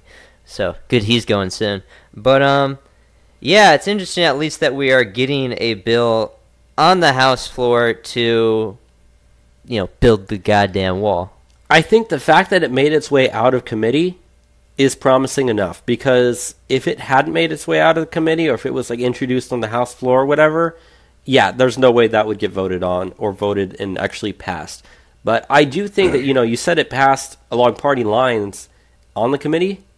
So if it passed along party lines in the committee, and if you look at party lines across, just House itself, we should get this thing passed. We should. We've there got shouldn't be what? excuses. Senate, that's a different story. Yeah, Senate's a completely different story. And even in the Senate, you might be able to get it. It would be a lot closer. You'd have to get people on board with building a wall. Jeff Flake would vote against it. John McCain would vote against Lindsey it. Graham would vote against it. Lindsey Graham would vote against it. And already there, you're looking at maybe you'd have to be a 50-50 vote. So, yeah, Senate, probably not. House, I think they said they are going to vote on this, right? Yeah, this is going to the House. And it says there are currently 68 Republican co-sponsors in the House, so even though those are the people that verbally put their name on it, that doesn't mean they're going to be the only ones that actually vote yes. So I think this stands a decent chance, I guess, in the House. I think it will pass the House, personally. Probably not on major majority, maybe along party lines with a few defectors from the Republican side. You probably get no Democrats voting for it, but we have the majority, so who cares if the Democrats vote against anything that we put up there? So, yeah, I think that's pretty much where we stand right now. Yeah, just a couple more things that this bill covers. The bill would authorize the federal government to reimburse states up to $35 million to use National Guard in support for border security. So that'd be an interesting way to, use the National Guard. That's what the National Guard should be used for. Yeah. Federal agents would be prohibited from restricting Customs and Border Patrol activities on federal land within 100 miles of the border. The bill would also create a biometric entry-exit system for all air, land, and sea ports of entry to identify immigrants who overstay their visas, which is a big cause of illegal immigration. Yeah, that's definitely needed, probably even more so than the wall. Because both are important. Both need to be done. Yeah. I mean, if you think about it, visa overstays, that is the reason why we have the majority of illegal immigration that we have. It's because, we say, okay, you can stay for X amount of time, but the problem is when the time runs up, they don't leave, and then we can't get them, we're not tracking them, that sort of stuff. So, yeah, visa overstays definitely needs to be improved. The wall needs to be built. At least we got some people who are saying, yeah, we're going to fund this, so. Yeah. And with that said, let's move on to the next thing that we're going to get into, and that is in regards to, as was saying a bit earlier, Stephen Miller. We got some really, really good news as far as Stephen Miller is concerned this week. Now, currently, we're in negotiations on this DACA stuff. There hasn't been a lot of, movement on DACA at all, which is, what we generally want to be seeing. But that is also because of Stephen Miller. Now, Stephen Miller, it's, been said that he currently has an immigration wish list. If he is to give up DACA, which, is a big bargaining chip, we have control over that. If we don't do anything, they all get to go back, which, I'd be fine with doing too. Mm-hmm. So, if we're going to give up DACA, we need to get some stuff back. So currently, Miller is trying to advocate to put the RAISE Act on top of the DACA bill, which, if we had the RAISE Act, we would be able to cut legal immigration in half, which is a no-go for any Democrat. Right. So, currently, they're trying to negotiate. They want a clean DACA bill, but we're not going to give them that. I think they'd be willing to, give up some border security stuff and enforcement. They always say that stuff, but they never specify what they'd even do with that. I don't think it really matters that much. They're definitely not going to give up any sort of wall money for a DACA bill, even though we should be able to get that. Just on a symbolic basis, they're not going to vote for any wall funding at all. Yeah. So, and Trump has already said, we are not going to be giving up DACA if we don't do anything about chain migration, which is where the RAISE Act comes into play. It would end chain migration to a big degree. It would be very limited. So, with how things have been going, just negotiations on DACA are dead at the moment because no one is able to push around what Stephen Miller is doing at the moment. So, I just wanted to kind of give up the good news on where that's been going. He's kind of, preventing us from even having to deal with this. If Stephen Miller can, put out his big, bold claims that say, you need to fulfill this before we give you a DACA, and they don't do anything, that's still a win. That's still really good. And also, in regards to DACA being any type of bills being voted on, Mitch McConnell himself, as much as we don't like him, he even said that's not a priority that the Senate's going to focus on right now. So even then, the Senate, where stuff has a better chance of passing, they're not worrying about DACA at all. So, add on to that. Yeah, a couple other things that Stephen Miller wants if we're going to trade something for DACA. He also wants to put the onus on Congress to designate individuals who qualify for temporary protected status in the U.S. So if we were to do that, it would likely prevent anyone from getting that status because the Congress would have to use their time to designate individuals to do that. So, and that's what they use to prevent people from getting deported when they are open to be deported. And he would also, on top of that, want billions of dollars for border security, detention beds, and immigration judges, which are some things that Democrats don't want to budge on. Which, if you want to try to play hardball with us, we'll play even harder ball with you, okay? We're completely fine with sending all of these DACA recipients back. So you better really, learn to compromise, or your precious little dreamers, we're going to pop their little dreams. And don't you have the next story that also kind of has to do with those little dream kids? Yeah. So this week on Friday, I believe it was the deadline for renewing your DACA. And for a lot of people, they were up to renew their DACA. There's approximately 154,000 DACA recipients who are eligible to reapply for the 2-year extension for the deadline. But as of Wednesday, so I don't know how this has changed from Wednesday to Friday. I assume it probably hadn't changed too much. Somewhat, but not too much. As of Wednesday, they only had 42,500. So, give or take whatever you want, maybe 20, 40,000 between that time period of Wednesday to Friday. But a lot of people did not renew their DACA status. So they're going to be eligible for deportation very soon. As of March 5th. As of March 5th. They will not be in this country legally. And that kind of goes back to when we were originally talking about DACA. Yeah, we want all these people gone, but I kind of understand what they were doing. They were kind of giving it, saying, look, if you're already in the program, we'll let you finish out your term. Or if you're about to be expired, we'll let you do a one-time renewal. But even then, hardly anyone there of the, 154,000, but not even 43,000, let's say 50. They didn't get half. Let's say 50. 50 had renewed. Even then, they're like, okay, they didn't even try to renew. So yeah, come March, those people are going to be eligible for deportation.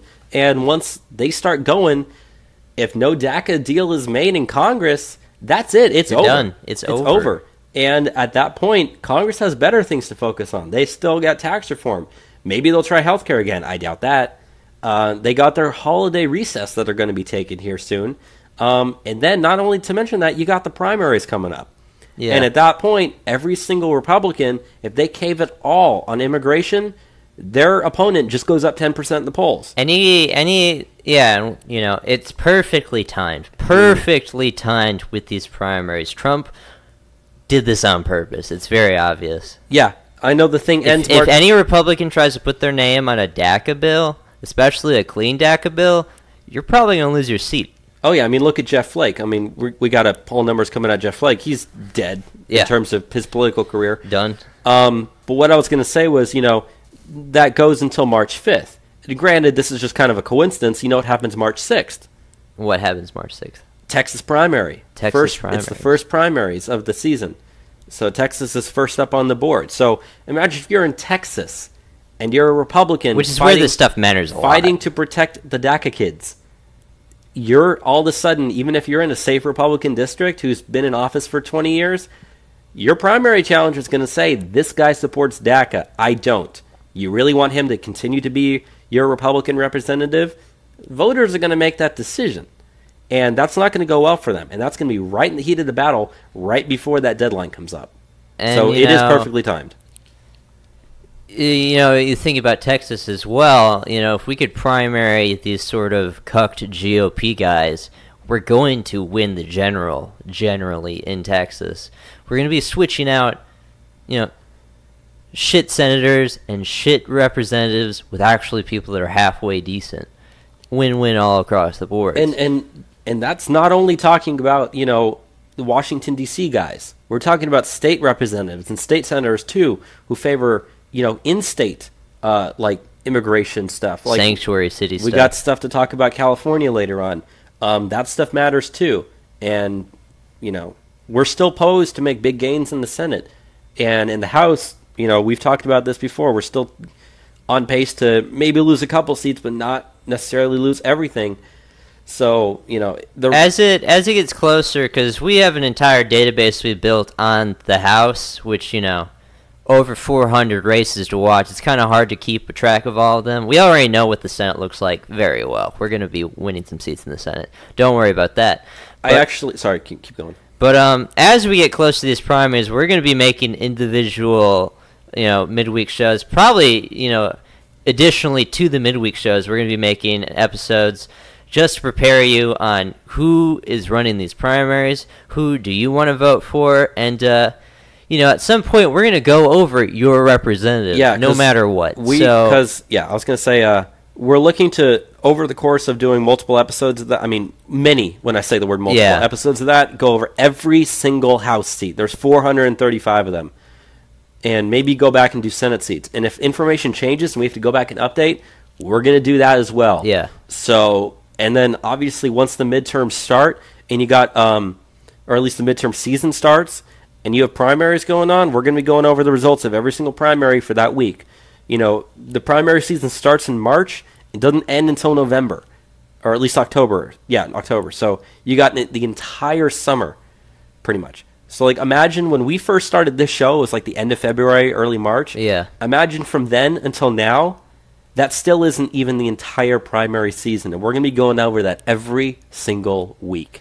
And, we already have pretty good insight on how some of this stuff is going. We can kind of see trends. There's a lot of people in the GOP that don't want to run again. I can already say that things are looking good for us. Yes. I don't know how these, races are going to go, but in general, things are looking good. Yeah. So with that, I guess we can move on to the next story, right? Yeah, which is the California stuff. Bad news. California has passed this week Senate Bill 54, which is dubbed the California Values Act, which makes the entire state a sanctuary state. Very bad news. Yeah, so they say there's around 2.3 million illegal aliens in California. That number's probably higher. It might even be double. I wouldn't be surprised if that's double. I wouldn't be surprised. But what this does is it prohibits law enforcement from asking about immigration status during routine interactions or complying with detainer requests from federal immigration officers. So, enforcing the law is illegal now in California to a big degree. I guess so, because they need their illegal immigrants. Yeah, really, really depressing stuff. Additionally, officers will be prohibited from arresting individuals solely based on civil immigration warrant, become deputized as immigration agents, or participate in joint task force with the federal government if the primary purpose is immigration enforcement. Also, additionally, he signed on this week also, because he signed like 5-6 bills this Friday, Jerry Brown out there in California. It is also illegal for people that are renting out to reveal their immigration status to immigration officials. It's illegal to coordinate for an immigration raid on, their housing. It's also illegal now in California for work sites and workplaces to coordinate with federal immigration to organize raids as well. And, as far as how the detainers thing goes, if we put out a detainer request, which means an illegal alien has been arrested and he's in jail right now. He, has a limited time before he's allowed to go, and ICE wants a request to take him so we can get him deported. California's not going to comply with that anymore. California's just going to let him go. And we've heard enough stories of people that have been let go and then gone on to do horrible, terrible crimes as well. So it's happened many times. Remember when they passed that Kate's law? Kate's law? Or Kate's law? Yeah, she was in San Francisco. Yeah, and she was murdered by someone they just let out of jail who had been deported 5 times. So this stuff will continue, and it's very just strange how they believe that, passing these laws will make them safer. The only people that are being protected by this law are people that are criminal aliens. Even if you use the left's kind of rhetoric like, oh, they're not all criminals or whatever, you're still protecting people that have committed criminal felonies. Yes. They have less to fear because if they get pulled over for their immigration status, that's just not going to be asked anymore. So, real bad stuff with that happening there. Have a bit of a statement from the ICE director, David Homan. He said in response to this bill being passed that if ICE isn't allowed to, go into the prisons and get these guys and whatnot, we're not going to get any sort of help from local enforcement. We're just gonna do it on our own. We're gonna head out there with our our deportation vans. We're gonna go in these neighborhoods and we're gonna go after these work sites. And we're specifically targeting you now because you passed this bill. So, they want to pass bullshit legislation. We'll just target them even more so. You know what? ICE, good. I'm glad that ICE is just saying, fine, you're not going to let us do this. We're just going to go ahead and do it anyways. If anything, let the illegals that are already here in the U.S. all just move to California and then let California secede. That's what I say. Yeah. This isn't something that we have on the list, but I do kind of want to mention quickly before we get off of immigration. This week, the Ninth Circuit Court of Appeals, a judge there has given illegals the right to affordable bail. God. So people that aren't supposed to be here, and Ninth Circuit Court of Appeals is in California, people that aren't supposed to be here when they get arrested for committing some sort of crime, now they're supposed to be, they have some sort of right for bail to be let back into the communities that they just terrorized and will probably flee from. Yeah, talk about a flight risk. Yeah, and now they're in California. That is a sanctuary state, so even while they're flight risking, they don't have to worry about being stopped for immigration. It's ridiculous, and this is going to the Supreme Court. So I just wanted to mention that because we'll see what they have to say on this. But I think why do they have a right to bail? They're not even supposed to be here. Why would we be letting these people go? Yeah, that's insane. I think the Supreme Court would probably be a 5-4 decision for our side on that, personally. Yeah. So we'll have to see where that goes. But let's move on from immigration. We have the election next? Yeah, we got some new election coverage. So as I mentioned earlier in the episode, there's another poll that's come out of Arizona. This poll was recently released. Let me see if I can get the name. Yeah, it was released by GBA Strategies was the name of it. And it shows that Jeff Flake continues to be in deep trouble. In fact, the margin that Kelli Ward has on him right now has increased. They said she now has a 58-31 head-to-head advantage against Jeff Flake in the primary. So if you do the math, that's a 27% margin of victory. That's pretty much 60-30 at this point. So yeah, that is pretty much the largest deficit that we have seen so far. He's going to lose that seat. Kelli Ward is definitely getting that, and she'll probably go on to win in the general. Oh, yeah, I think so. And we were talking earlier yesterday, you and me, about Kelli Ward and Steve Bannon. Apparently, Kelli Ward actually met with Steve Bannon in Colorado Springs last week.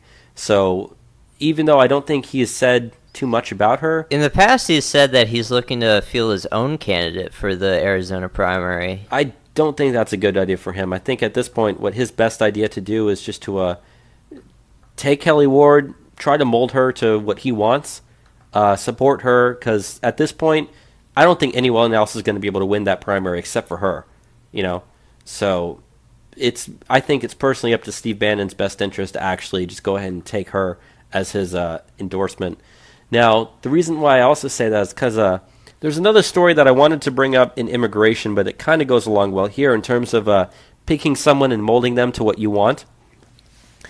One of my professors this week was telling a story of when he first graduated from college. He was in Iowa. He went to Chicago to apply for a job. And he applied for that job, and he actually got it. Now, there was 3,000 people that applied for that job. Only 4 people were selected. He was one of them. They sent him to their job place, the office down there that they had in Tallahassee, Florida. Now, the reason they picked him is because he was a tennis player, and even though the job was for like securities trading, just sitting in front of computers and trading stocks all day, they wanted people for that job who were sports players. The reason why is because they're used to losing.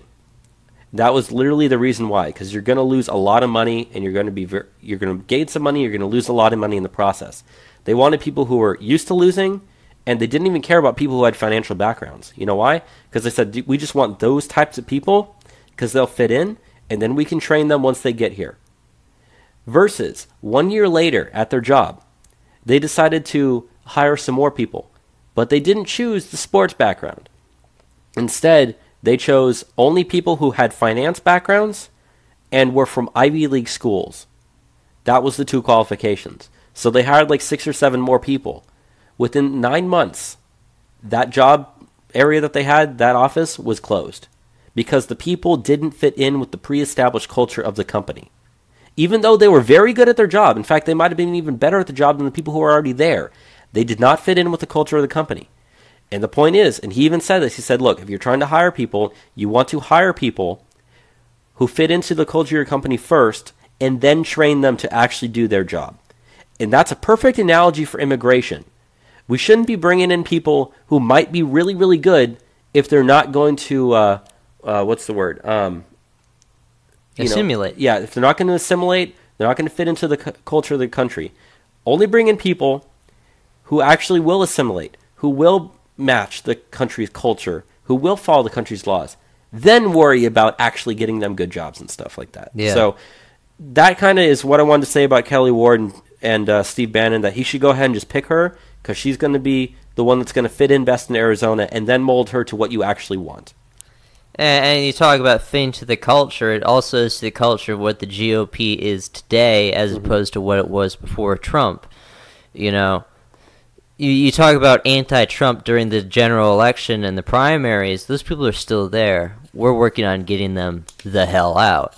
We're trying to change the culture of our Congress with these upcoming elections, which is why we go so in-depth over this, because that's the most important thing. The biggest opposition is not the Democrats, it's ourselves. If we were in tandem on these things, we'd be passing everything we want. You know, we'd be making America great again quicker than you would ever realize. But yeah, it's because we have the wrong people not fitting the culture that we want at the moment. And you know, we talked about how there was that polling done among Republicans. What was it, like 59% of Republicans see themselves as a Trump supporter first and a member of the Republican Party second. Yeah. So it's obvious that the base, you know, just voters in general, they want Trump's agenda. They don't want the establishment Republicans. There's a reason why the establishment Republicans are continuing to lose everywhere right now. Yeah. It's because they don't fit into the culture of Republicans anymore, and they're leaving, and we're getting rid of them. And that's what we're seeing here in this upcoming primary season. So it's going to be very interesting to see just what actually happens and how far it actually goes. Yeah. So let's go into the next story that we have here, and that is in regards to the Bob Corker Senate seat in Tennessee, because Bob Corker said that he's going to resign. He actually announced that he was going to resign the day after the Roy Moore Luther Strange election, so he saw the writing on the wall there. Oh, yeah. But Representative Marsha Blackburn, she's a representative from Tennessee. She announced her candidacy on Thursday for the Senate. I'm going to read off a couple of quotes from her coming out video she gave. I'm Marsha Blackburn. I'm a hardcore, card-carrying Tennessee conservative. I'm politically incorrect and proud of it. The fact that our Republican majority in the U.S. Senate cannot overturn Obamacare or will not overturn Obamacare is a disgrace. Too many Senate Democrats acting like Democrats or worse. And that is what we have to change. I'm running for the U.S. Senate because I'll fight every day for our Republican majority to act like one. America needs a conservative revolution and leaders who are willing to fight in it. So yeah, she's coming out pretty strong and saying stuff that sounds good to us. The only other person announced against her is a guy named Andy Ogles, who is the president of Americans for Prosperity in Tennessee, and has also said he's like 46. He said that he wants to head out, because Trump said drain the swamp, and to do that, individual citizens have to stand to do so.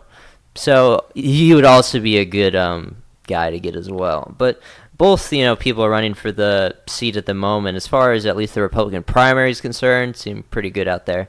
So we're replacing Bob Corker, not the best senator, with someone that will probably be pretty good. Either Marsha Blackburn or Andy Ogles, because Tennessee's going to go Republican. Oh yeah, Tennessee's going red. The real election is that primary there. But I wanted to say is, in her video, she aligned herself with the president in the video. Yeah. That is what was important for that. By aligning yourself with the president, you say, I fully support the MAGA agenda, and I'm going to do what I can to get it done. The GOP establishment, the Democrats do not fit it. We are against them because they are one and the same at this point. Trump even actually had some tweets about Bob Corker this morning. I actually kind of woke up and I saw it. Oh, yeah, I saw them too. Go over them, though. Yeah, give me a second here to actually bring this up because I wanted to mention this. This actually, it kind of came out of nowhere, it seemed. Yeah. He just, all of a sudden, was like, hey, I'm going to start talking about Bob Corker, but here goes. He says, Senator Bob Corker begged me to endorse him for re-election in Tennessee. I said no, and he dropped out. Said he could not win without my endorsement. He also wanted to be Secretary of State. I said no thanks. He is also largely responsible for the horrendous Iran deal. Hence, I would fully expect Corker to be a negative voice and stand in the way of our great agenda. Didn't have the guts to run. So, right there, Trump's going after not only Corker himself, but Corker's policies and what Corker stands for. Yeah. Saying that he's not following my agenda. Whereas, Marsha Blackburn here is saying, I completely support the president's agenda and I will support it as a senator. Vote for me, don't vote for this loser who's currently occupying that seat. Which is the winning strategy, and that's what, did it for Roy Moore over Luther Strange. And Luther Strange had the endorsement of the president and still didn't matter. Yeah, and that proves I've heard some other podcasts talking about this, that it's not about Trump anymore. It is about his agenda. It's about getting that stuff done. That if you just follow Trump's agenda, you follow the MAGA agenda, you run on that, you market yourself as that, you are going to win against establishment candidates. It doesn't matter how much money they spend against you. As long as you can get your name out there, get yourself known to the voters. That's all you need to do. So yeah, that's what I have to say. Yeah. Let's get into the last thing as far as the election is concerned, and that is Representative of Pennsylvania's 18th District, Tim Murphy, has resigned this week amid allegations, it's come out that he asked a mistress of his to have an abortion. So, obviously, he's pissed off a lot of conservatives by doing so. And he's apparently one of the leading anti-abortion activists there. Yeah. So I don't care about abortion, but yeah, it's going to matter to your voters. But I just want to go over what we have down on the House of Representatives database as far as Tim Murphy is concerned. Yeah. To give you a picture of this guy, Conservative Review has their Liberty score, how conservative does this guy vote for. On a scale of 0 to 100, he got a 47. So he doesn't vote very good at all. No. And Numbers USA has an immigrations grade they give out on how people vote as far as immigration. He is a D. So he's not voting well on immigration either. So, hey, this guy resigned for us. We're going to, bring in a new person. The seat leans, or the district leans Republican, R11. So yeah, it's an R. Whoever wins the primary wins the election. Yeah, we're going to talk about, kind of more of these things when we actually do our midweek, or not really our midweek, but our third, technically, show that we do there. But the CPVI, which is like the Congressional Projection something standard. Anyways, it measures how Republican or Democrat a district is. It's R plus 11, so Democrats are not going to win an R plus 11 district. So whoever ends up winning the primary there is going to end up winning that district. Yeah. For the Republicans, that is. So I just mentioned that because, like I said, there's a lot of things to look forward to. In the small scheme of things, it doesn't seem like a big thing, but every single House seat matters a lot. And hey, if this is a Republican that isn't voting very well, that just resigned, we can replace this guy with someone that will actually do their job. Yeah, and that the establishment's going to try to run someone for that district, and I guess I could say the Bannon wing of the Republican Party is going to try to run their own person, and I think we know who's going to end up winning that seat if the trends that we've been talking about continue there. So we can potentially get one more person in the House who's pro-Trump on the Republican side, but also the thing is with resigning, that leaves a vacancy, okay? They're not calling a special election to try to replace this dude. They're just going to leave that seat open until the midterms. Yeah. So that district has literally no one representing them right now. Which is not really good for us at all. No, it's not good for our side, especially since that's one less Republican there. Because even when you have stuff that breaks down along party lines, that's one less vote you're going to get for it. Yeah. So, and when you need every vote that you can get, especially for, like we were talking about earlier in the House when it comes to like border legislation. So obviously, he had a D score on that, so he probably wouldn't vote for it. So I guess, that sort of helps us, but it definitely hurts us as well. Yeah. So. With that said, let's move on to the bottom of stack stuff we have for the national news. The first thing that we want to get into is Ohio Republican Governor John Kasich. He had a statement on CNN's State of the Union last Sunday that a time could come when he no longer supports the Republican Party. Quote, "If the party can't be fixed, Jake, then I'm not going to be able to support the party, period. That's the end of it," Kasich said to the interviewer anchor Jake Tapper. So, yeah, I don't like John Kasich. He's essentially a Democrat. I say don't let the door hit you on the way out, bro. Yeah, be pretty cool if he left. I don't know. He's always been talking crap about Trump since the primaries pretty heavily.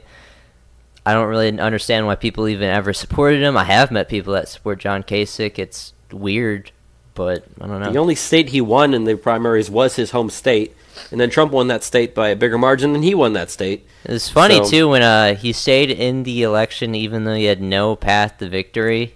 He, dropped out after Cruz. Yeah. Idiot. He only stayed in to try to steal as many votes from Trump as possible, but at that point, Trump had the thing locked up, so it wouldn't matter either way when it really came down to it. But, I don't like John Kasich. He can leave the Republican Party for all I care. As I said, don't let the door hit you on the way out. They're talking about who is the Democrat governor that they said that he was, testing out, an independent bid for 2020. I don't know. You know what I'm talking about. I know what you're talking to, but I don't remember the name. Sorry. I don't know if they're going to go... I think they said they weren't going to go through with that, but I don't know. Kasich is still looking at 2020 possibly, but he's probably done. I don't know. They still like him in Ohio, I guess. But... I guess. I mean, all I have to say about that is just when it comes down to it, just Bob Corker saw the writing on the wall. Jeff Flake sees the writing on the wall. He knows he's going to lose, and he's doing everything he can to screw it up until he's gone. And so the same thing is with guys like John Kasich. They know their time is limited. The party's going to kick them out if they don't leave on their own, and that's figuratively and literally in some cases possibly. But, when it comes down to it, Kasich is not a Trump Republican. No. And the Republican Party is becoming more Trump Republican than anything else. They don't want anybody who he has to personally endorse. If he endorses a guy, they're going to vote against him. Yeah, Kasich, he wants a clean DACA bill passed. I mean, that should tell you all that you need to know about the guy. You have some other stuff here on the GOP you want to get into. You want to get into that? Yeah, so this is kind of similar to what we were saying about writing on the wall stuff, and that is Pence's Vice President Mike Pence's chief of staff is a guy by the name of Nick Ayers. He's trying to rally congressional leaders to try to purge the GOP of lawmakers who aren't behind Trump's agenda.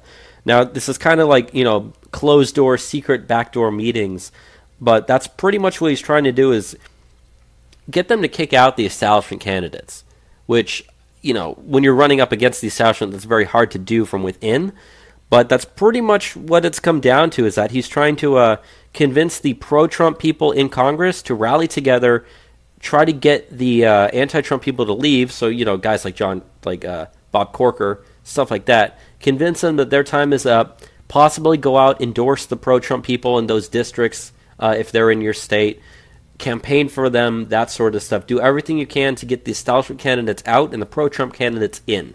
That's what Pence's chief of staff is trying to do. He's trying to purge the Republican Party of anti-Trump people. And he's also been talking to wealthy donors as well. And that kind of goes into the second story here that we got, where a lot of top GOP donors are upset with the fact that the Republican Party has not been able to pass anything. And one of the party donors, a guy by the name of Thomas Wachtel, he's been a longtime party donor. He personally confronted Mitch McConnell about this, saying, and this was in front of a group of 24 attendees who watched this exchange happen. He said, I'm going to paraphrase here, but he pretty much said, if you don't pass any of Trump's agenda, I'm going to pull my funding from you and everyone that you support. And that's essentially what he said. He's given $2,000 last month to Mitch McConnell. And he's like, that's going to be it for you if that's it. He said, here we go. The GOP leaders should know no movement on remaining agenda, tax reform, infrastructure, deregulation, etc. means no funding from supporters like me. No meetings, calls, contributions until we see progress. So not only is the White House itself trying to get the pro-Trump people in Congress to purge the anti-Trump people, wealthy donors as well are pissed off at the fact that the GOP hasn't been able to do anything because of the anti-Trump people in the party. And they are pulling their funding and saying, look, if you don't get anything done, we're not going to support you. And this comes back to what we were saying about, Steve Bannon and guys like that. He's going to be out there endorsing a lot of different candidates that are going to be anti-establishment running against people in the primaries. If those people realize that not only is the support of their base going to the other guy, but their funding is gone too, that's it. They are done. And also, if you look at how he's been using Breitbart in regards to these special elections that have come up and how he is, advancing his own candidates, he gives them tons of positive coverage on his own news site for candidates that he likes. So not only is he giving them financial backing, he has Mercer behind him throwing money. Mercer already guaranteed he can put down $40 million for these primaries. You also just get to have overall increased exposure by being on one of the top right-wing websites in the country, Breitbart.com. So, we've already seen a lot of people in the GOP say they're not going to be running for 2018. A lot of people in the House. We already have Bob Corker, not deciding to do it. Orrin Hatch has already said that he might not do it either. It's going to be hard to raise money to go against these primaries, these primary candidates. And, it's going to be even more expensive considering they also have to win the general in November. It's just difficult without the backers, and the GOP donors aren't there for them right now. And you know what? I know we've kind of also mentioned this. It's not just the Republicans. It is the Democrats as well that see the writing on the wall. Yeah. In Nevada, one of their representatives, Jackie Rosen, he's one of those guys who's a Democrat in a district that Trump won. He said, I'm not seeking re-election. In Minnesota, Representative Tim Walz, again, Democrat in the district Trump won, he said, I'm not seeking re-election. So granted, that's just two people, but even Democrats are saying, oh crap, we're not going to be able to win this thing. I'm not going to seek re-election. I can't do this anymore. Yeah, it's going to cost them too much money. It's too much, work, and they're probably going to lose at the end. Yeah. And this is just like the widespread right-wing nationalistic populism and the tidal wave we're seeing, how that's been impacting politics. And it's continuing, and it's going to be felt in 2018. Yeah. And so, as I've said many, many, many times already, I'm so excited for these primaries, and it's going to be a bloodbath politically. Oh, it's like the Super Bowl to me. Oh yeah, definitely. Politics is my sport. So I'm getting to watching football again, but a 6-month-long Super Bowl. Yeah, every day there's something new. It's pretty exciting. So let's get into the next thing that we have here, though, on Linda Sarsour. Yeah, so Linda Sarsour, who's we all know she is the Sharia law supporting feminist lawyer who stands against everything decent. Organized the Women's March. Yeah. Well, she was giving a speech to a group of people at a. Let me see if I can figure out what. It was at a group somewhere. It was at here it is, the New York Women's Foundation. So she was giving a speech to them, and she said that social justice rally attendees should be ready to, quote, put their lives on the line. So this is kind of stepping up what some of the rhetoric that she's been using recently, where she said, I am willing to die for black people, for indigenous people. I am willing to die for Muslim people. I am willing to die for the most marginalized people in this country. I am not afraid. The question is, are you ready to do that? So she's literally going out there and saying that, as stuff is getting more and more violent, she's not saying try not to get violent, trying to do anything. She's literally saying, go out there, put your life on the line, die for this cause. Well, months ago, we reported on Linda Sarsour. She literally said that we need to she declared jihad on the Trump administration. You can go look that up. She said it. And, this is the kind of people that the left is, aligning themselves with now. They're putting a lot of interest behind Linda Sarsour, and she's becoming very popular. And, I don't think this radicalization and this connection to Islam is helping them out at all. It's not. It's hurting them, It's really bad for their image. I mean, we always like to talk about, because, we're always looking at these 2018 midterms coming up. What's the message that the Democrats push? I have it right here. This is what their message is going to be. It's going to be anti-gun, pro-legal immigrant, pro-Islam, and anti-white. That doesn't win. That's not going to win. That's a recipe for disaster, and that's only going to help the Republican Party even more. Yeah. And conservatism and Trump's agenda, I could say, as in general, I use the word Republican Party very loosely there, but you understand what I mean by that. Yeah. So, Linda Sarsour is being crazy once again. This lady's very unhinged, and it's only good for us in the end. Yeah. So, continue to be that way. Let's move on to the next thing that we have here, and this plays into the continued national controversy, debate, whatever you want to call it, around statues. There is a statue in Pittsburgh of Stephen Foster, dubbed America's First Composer, which is facing uncertainty as calls for removal are being voiced. This is outside of the University of Pittsburgh. Stephen Foster wrote a lot of very memorable songs. Oh Susanna. Oh Susanna? Oh Susanna is probably his most famous one. He also wrote Old Folks at Home and Old Black Joe. So the call to remove his statue is coming because of in some of his songs he writes about a black person playing a banjo. He died in 1864, so he didn't even see the Civil War end. Nope. He's just a product of his time. It seems kind of crazy to want to take down, a bastion of American history, America's first composer, as they call him. But, racist statue, you got to take it down. It's white supremacy, apparently. Mm-hmm. And, people generally don't support this. We've gone over the polling for Confederate monuments. It's around 75% oppose taking them down, 20% support taking them down. I can't imagine how it goes for this guy. He's not even a Confederate, soldier. He was or just general. a guy who wrote songs. Yeah. He was just a composer. He had the same politics of every other person that lived in the country in that same era. And, I was thinking this week earlier, the leftists, they attacked our 18th and 19th century history a bunch. They try to single it out as exceptionally terrible, exceptionally genocidal, exceptionally oppressive. How are they any different from any other people in the world at the same time they were existing in? They weren't. If anything, they were better. Yeah. If anything, they were better, because eventually, they got around to ending slavery, which, can't be said for everywhere in the world.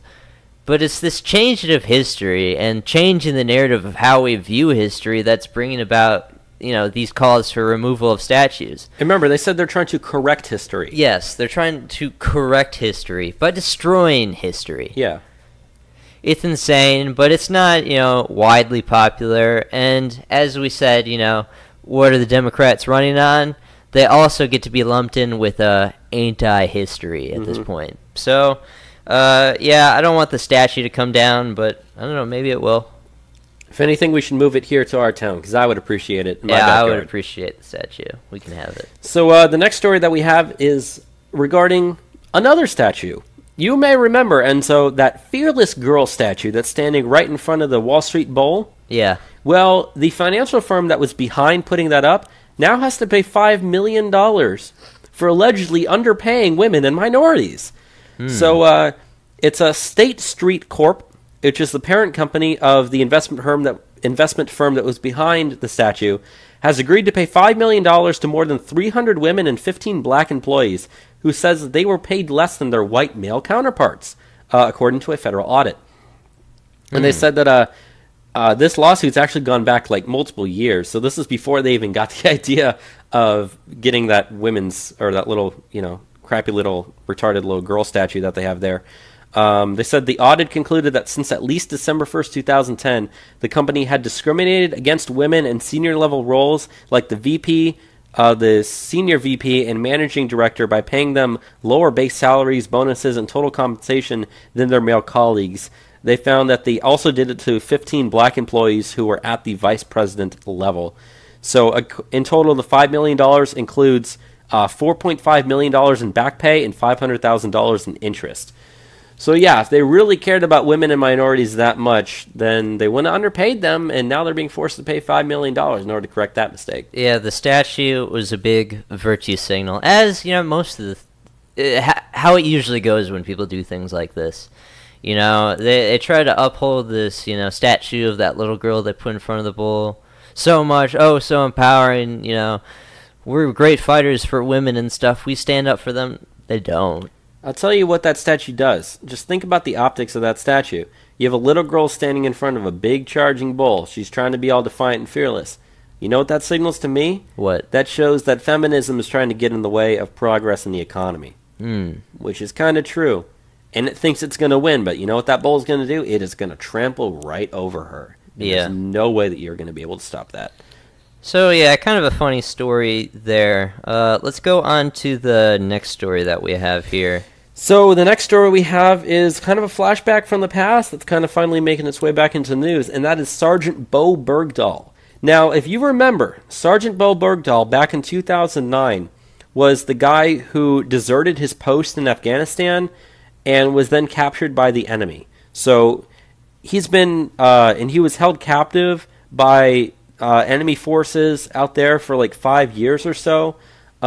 He left when he was 23 years old. He was held captive by the Taliban for 5 years. They released multiple videos of him when he looked all like beat up and stuff. He said he was kept in the cage. He was kept in darkness. He was beaten and chained to a bed. And they also said that the U.S. tried to send some guys out to rescue him, but apparently 5 or so of those guys either got injured or killed in the process. And so he was eventually released by the Obama administration in exchange for 5 Taliban detainees that we had locked in Guantanamo Bay. We traded 5 Taliban for this guy who deserted his post, got some of our guys injured and killed in the process. Well, after he came back to the U.S. and he was in the hospital fixing up his treatment, he's been on trial, and it's expected that later this week he is going to plead guilty to desertion, which warrants, let's see if they said it here at the bottom. Yeah, they said that if he does that, that warrants something like several years in prison, plus he's going to get a life sentence for, I lost where I was reading. Anyways, so he's looking at life in prison, essentially, is what he's going down to. And that guy, he deserves it. He absolutely deserves it. People are dead because of him. During the presidential campaign, Donald Trump called him a dirty, rotten traitor, and that's exactly what he is. He is a dirty, rotten traitor. Trump tweeted in 2015 that he should face the death penalty. I fully agree. That guy should face the death penalty for what he did. So he's expected to plead guilty later this week, so that's good. Hopefully his punishment will be severe. And, you know, when I was living in San Antonio, they got the Brooke Armory Medical Center there, which has now been renamed to the San Antonio Military Medical Center, or SAMC is what it's called. It's like the second biggest military hospital in the country besides Walter Reed, which is in Washington, D.C. They brought him to that hospital, and the level of security that they had in that hospital, just because he was even there, I've never seen anything like it. Yeah. Like, everybody was getting checked. I mean, as it is right now, as long as you have a military ID, you can pretty much just go in there, say, hey, I'm here to visit someone. They'd be like, okay, here, you know, sign yourself in and wear your ID and a little ID like name tag thing, and then go up and get there. It was so much more, because my dad had to visit a couple people in the hospital at the time, and I went with him. And it was insane, the level of security that they had there, just because that guy was at the hospital at the same time. So I guess I can say that I've been near this guy, even though I was probably, you know, less than 500, 1,000 feet away at any given time. Yeah. It's a massive hospital, but still, that guy, he deserves a death penalty. He deserves life in prison. I'm glad that he's finally pleading guilty, and hopefully, as I said, the punishment will be severe. So it'll be good to see where that goes, and probably be a good result on that. Yeah, in general, you know, the military and the military courts are definitely against that guy, so there's no way he's going to get off with a light punishment. Yeah. Let's move on to the next story. And I said when we were talking about the sanctuary state thing with California that Governor Jerry Brown signed a number of different bills on Friday. And this is another bill that he signed. Knowingly infecting someone with HIV is no longer a felony. This is so stupid. In California. It has been lowered from felony to misdemeanor, the crime of knowingly exposing a sexual partner to HIV without disclosing the infection. The measure also applies to those who give blood without telling the blood bank that they are HIV positive.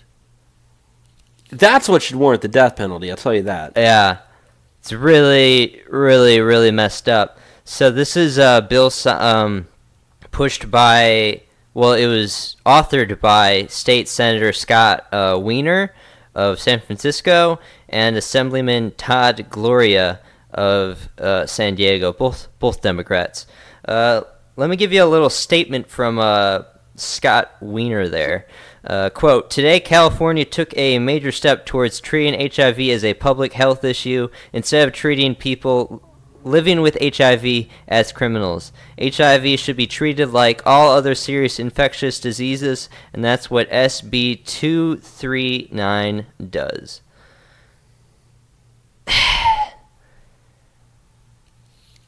It's insane. You know? I don't even know what to say, you know? It's just that, God, like, you know, if you knowingly infect someone with HIV when you have sex with them, like, there's no going back from that for that person. Yeah, it's permanent. Yeah. They get to live with that debilitating, you know, condition that could very easily kill them. Yeah. For the rest of their life. And you know, it's not even a felony anymore. It's misdemeanor. Yeah. It's not going to stay in your slap on the wrist, yeah. $500 fine, and go back to the rest of your life. But you know, I read some other things on this, and they said that they needed to pass this because they needed to fight homophobia. You know, homophobia around people with HIV. It's goddamn insane. And this is the level of insanity that's happening out in California. This is so progressive. This is so progressive. This is what happens when you let the progressive agenda run rampant. You know, California's legislative, you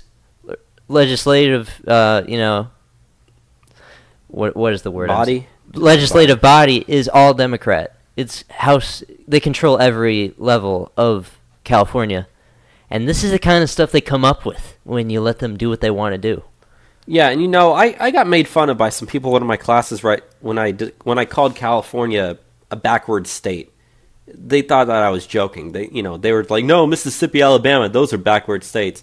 California, the values of the people that are being elected, the values of the majority of the voters in that state run so contrary to everything that this country stands for, everything good and holy in the world right now. I wasn't joking earlier when I made the joke that what you need to do is send all the illegals to California and let that state secede. Don't even let them secede. Kick them out. California does not represent America. Yeah. California does not represent American values. And frankly, I might get some flack for this. It's barely even part of this country anymore as it is. Yeah. So, they're gone. I don't even... Frankly, anymore, if you're a Democrat from California, I don't care what you think. I don't even want you voting in my elections anymore. Yeah. I've said it. Be gone. Don't vote in our elections. Kick them out. Separate country. No more. Get them out. Get them gone. Well, you look at when we were talking about the sanctuary state thing. You look also in the article where I was looking. Governor Jerry Brown is quoted saying, "Undocumented Californians." Yeah. So, being a Californian is not a matter of being born there. It's not a matter of being an immigrant to California. It just means you're someone in California that Democrats want to protect. That's all it takes to, be one of them. And, they would condemn their own citizens that are Republicans. That's the thing. It's insane what's going on out there. I mean, imagine if you're a Republican and you just stand up on a street corner in opposition to this. You'll get shouted down and probably beat up, depending on where you're at when it happens. Yeah. 20 years ago, it would be the exact opposite. If you were advocating for this, you'd be the one that would get beat up and shunned out of public life. And now, if you say anything against it, you're a racist, sexist, homophobic bigot. But this is the new normal that we have to live with because, society is progressive. We're progressively moving forward. It's the current year, 2017. That's all the justification we need to pass laws like this. At least in their mind, that's how they see these things. So, I don't know what to say. California is really messed up. Yep. And I'm dumbfounded how they can even get such a bill passed.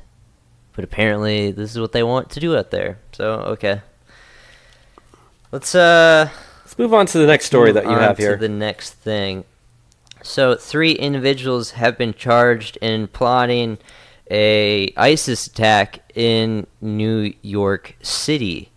The 3 men have been arrested since May of last year on charges of plotting attacks in New York City for the Islamic State in the summer of 2016, U.S. prosecutors said on Friday. They plan to detonate explosives in Manhattan's Times Square and in the city's subway system.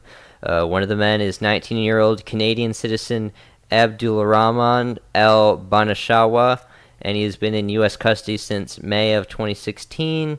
He has pled guilty to terrorism charges as of October 2016.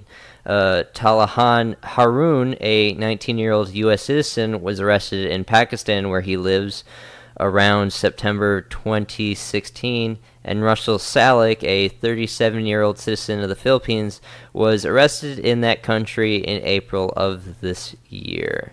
So we are looking to extradite Haroon and Salik to the United States so they can face charges for their conspiracy to commit acts of terrorism and supporting a terrorist organization. And if convicted of the most serious of their charges, they will face life in prison. They should face life in prison. I'm surprised. What's the one guy? Abdul Haram El Banasawani? Yeah. 19-year-old Canadian citizen. 2 or 19, that's kind of strange. That name doesn't sound Canadian to me. Neither does Tala Haroon, a U.S. citizen. Arrested in Pakistan, where he lives. Yeah, stay in Pakistan, bro. So, this hasn't really ever been something I've ever heard people talk about. An ISIS attack was planned for Manhattan, Times Square. Yeah. The subway system. It would have killed a lot of people. Luckily, we caught this in time, and now they're facing, the charges for their crimes. And, just imagine how many more terrorist attacks are foiled before they begin because of, actions that we take to prevent that sort of stuff. Yeah, so there's many that we don't even know about. And you'll never hear about them ever. Yeah. Some of them are probably, like really big things too, like that. So let's move on to the last thing that we have for the national news, then we'll go into current year college craziness. The last thing I wanted to get into is also in regards to terrorism. A new report from state legislators in the state of Virginia are saying the individual who shot up the baseball field back in June, the Steve Scalise shooting, James T. Hodgkinson, he is going to be facing terrorist charges as well. Good. Now. Because, terrorism is politically motivated violence, and that guy wanted to go out and kill Republican legislators. And not only did he want to kill Republicans, he was targeting the Freedom House Caucus. He wanted to kill the most conservative members of Congress that are around. He wanted to have a huge impact on American politics, and luckily he didn't. Because he was just bad at shooting, I guess. Yeah. And that kind of brings up a definition. I'm glad you brought it up about the definition of terrorism, which is like politically, religiously, or ideologically motivated violence. And that's a lot of people are talking about whether or not the Las Vegas shooter was a terrorist. Well, you can't actually fit that definition of terrorism unless you actually know his motive. Yeah. And going back, we don't know his motive, so... Yeah, people are like, no, he was a terrorist. I'm like, I understand what you're trying to say, but you still got to go by the definition, because if he didn't have any political, religious, or ideological motive behind him, like if he was just an insane person, then yeah, that was not a terrorist attack. Whereas a lot of similar events do have those motivations, so you can classify, even though the actions taken are the exact same. Because terrorism is not about the actions that you take, it's about the reason behind it. The actions themselves are just the actions that you take. Yeah. So, just clarifying that for anyone listening. So, on the fake news, they always like to go over, there's this big rise in right-wing terrorism. But now we know from this report out of the Virginia attorneys, Hodgkinson, the left-wing Bernie Sanders supporter, this constituted terrorism. But we don't have conversations about left-wing terrorism because... doesn't matter, I guess. I don't know. Precisely. So, yeah, I don't really have too much more to say about that. Yeah. Let's go into some current year college craziness. The racist, sexist, homophobic, xenophobic. You're fucking a white male!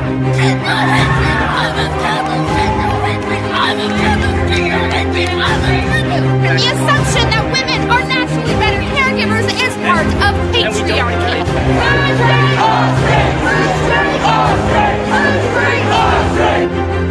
Die, cis, scum. You will not divide us! You will not divide us! You will not divide us! You will not divide us! It's time for some current year college craziness. Current year college craziness, the segment of the show that keeps on giving every single week. The segment of the show where we go over the crazy stuff happening on college campuses, both here and abroad, but predominantly here because we are the international kings of crazy bullshit happening on college campuses. And the first story that we have for current year college craziness is actually some good news. And that is in regards to the Evergreen case that's been ongoing on the show we've been talking about ever since it started happening back in the spring. Yep. If you don't know what happened at Evergreen College, there was the big race protests in protest of... the Day of Absence, which is the Day of Absence, where they wanted every white person, every white student, white professor, and white administrator to leave campus for a day. But they really, got very uppity when Brett Weinstein, one of the professors there, who is a progressive himself, didn't agree with it, so he just stayed. And, you watch what happened. They took over buildings. They threatened professors. They made very threatening demands of the president there. They ran the teacher out of the state, pretty much. Yeah. and he sued, and he's getting like, I think it was like $500,000. $500,000 to him and his wife. For him and his wife, and they said like, you know, people going to that school is down like 5%. Was it only 5%? It's 5%, but they're facing a $2.1 million budget deficit because of that 5% drop in attendance. So now the school is looking to punish 80 students that took part in the protests that happened on campus there. So, you know, for a while they said they weren't going to do anything. But, I don't know, I guess it's good that they're going after them now. It's kind of, like, long down the road. Yeah. They say that some of them will be getting warnings, some will be getting community service, some will be getting probation, and some will be suspended. It's probably going to be, like, suspensions for, like, the leaders of it, and then, like, you know, community service warnings for just the people that kind of followed along in doing some of that stuff, but, you know, I'd be okay with just suspending all of them, because that stuff goes on your record. And if you try to apply for another college to finish your degree and they realize, hey, you went to Evergreen beforehand, oh, you were one of these guys that were suspended for racially motivated acts of violence and stuff like that happened on your campus, not many campuses or, you know, jobs in general are going to want to hire those people. And that's what you get. Yeah. So, I guess good stuff happening out there. But, yeah, why didn't they move on this stuff any time sooner? You know, they had kids, you know, marauding around the school in vigilante groups with baseball bats and clubs and stuff. Yeah. And all the school thought to do was write an email that said, hey, stop doing that. Exactly. Insanity. But, you know, it's also current year college craziness, which is why it's on the segment. Let's move on to the next story that we have here. So the next story we have is of a USC professor who was detained due to a breakdown that happened to her.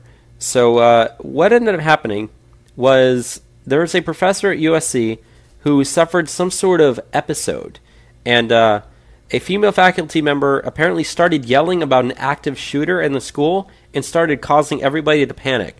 And that caused all the students there to start calling the police and sheltering in place. The school got put on lockdown with like shelter-in-place orders, and she just started running around screaming about this. Now, this happened, what day did this happen? This happened whatever day it happened. October 3rd, so whatever day of the week that ended up being. But yeah, so she started running around and doing this. Well, the police then came, they searched the campus, there was no shooter at all. And they've now arrested that professor for instigating this violence, and they've questioned her, and they're saying that she probably suffered some sort of a mental health episode, but they haven't decided if they're actually going to charge her with any crime. Now, here's the thing, though. This happened right after, a couple days after the Las Vegas shooting. Okay? So that was on everybody's mind when she started running around and saying that. What caused her to panic to the point where she started screaming about an active shooter, causing all of her students to panic, and then running around campus doing that? Okay? Those are the type of people that are teaching your students, who have been allowed to teach your students. Make sure that those type of people cannot do that, are not even in the place to be able to do that anymore. Yeah, crazy stuff happening out there, and especially delicate due to the timing with the shooting on Sunday night. Do you want to go into the next one? Yeah, let's go ahead and do that. Okay, so on Tuesday, out at William and Mary College, which is in Virginia, the ACLU was putting on a campus free speech event. But Black Lives Matter, a student group of them, they crashed the entire event. They have the video up on the internet if you want to see it. It's pretty entertaining. But they rushed to the stage and prevented the invited guest, the American Civil Liberty Union's Claire Gastagna, a William and Mary alum, from speaking. Ironically, Gastagna was intended to speak on the subject, students and the First Amendment. Now, when this first started happening, she played it off that, like, oh, you know, this is good that you're coming out, because I'm going to tell you all about your rights. But then they started getting a little more uppity, and they droned her out with their chants. Let me give you a couple of quotes of some things they said. ACLU, you protect Hitler too. The oppressed are not impressed. Shame, shame, shame, shame. Blood on your hands. The revolution will not uphold the Constitution. And liberalism is white supremacy. And this went on for the next 20 minutes. At one point, the organizers of the event gave the microphone to the protest leader, who delivered a prepared statement. And yeah, the event was canceled and everyone got away. Fantastic. I didn't know that liberalism was white supremacy. Did you? I didn't know that either. Glad they informed me this week. I'm also glad that they they said the revolution will not uphold the Constitution. Well, that pretty much says what you need to know right there. They're looking to completely overthrow the Constitution, completely overthrow this government. If that doesn't scream domestic, terrorism right there, then I don't know what does. So, yeah, these people, the problem is, obviously they have free speech. They have a right to say things, but they're getting to the points where, look at what Linda Sarsour was saying. They're instigating violence now. They're saying that we are looking to completely overthrow your systems. That type of speech is threatening speech. If you are ever caught on camera saying stuff like that, you can't even serve in the military. Yeah. Okay, so stuff like that, you can't just let people get away with that. That's all I'm saying. So, yeah, really crazy stuff happening out there. Like I said, if you want to see this, they have video of it. It's pretty entertaining stuff. Let's move on to the next story that we have, and that is the female-only... Well, this story happens... It's in London, Murray Edwards College. It is a women's-only college at Cambridge University, and they are now allowing transgender women to now enroll in the female-only college there. So now if you're a guy, you can go to a female college. Great, fantastic.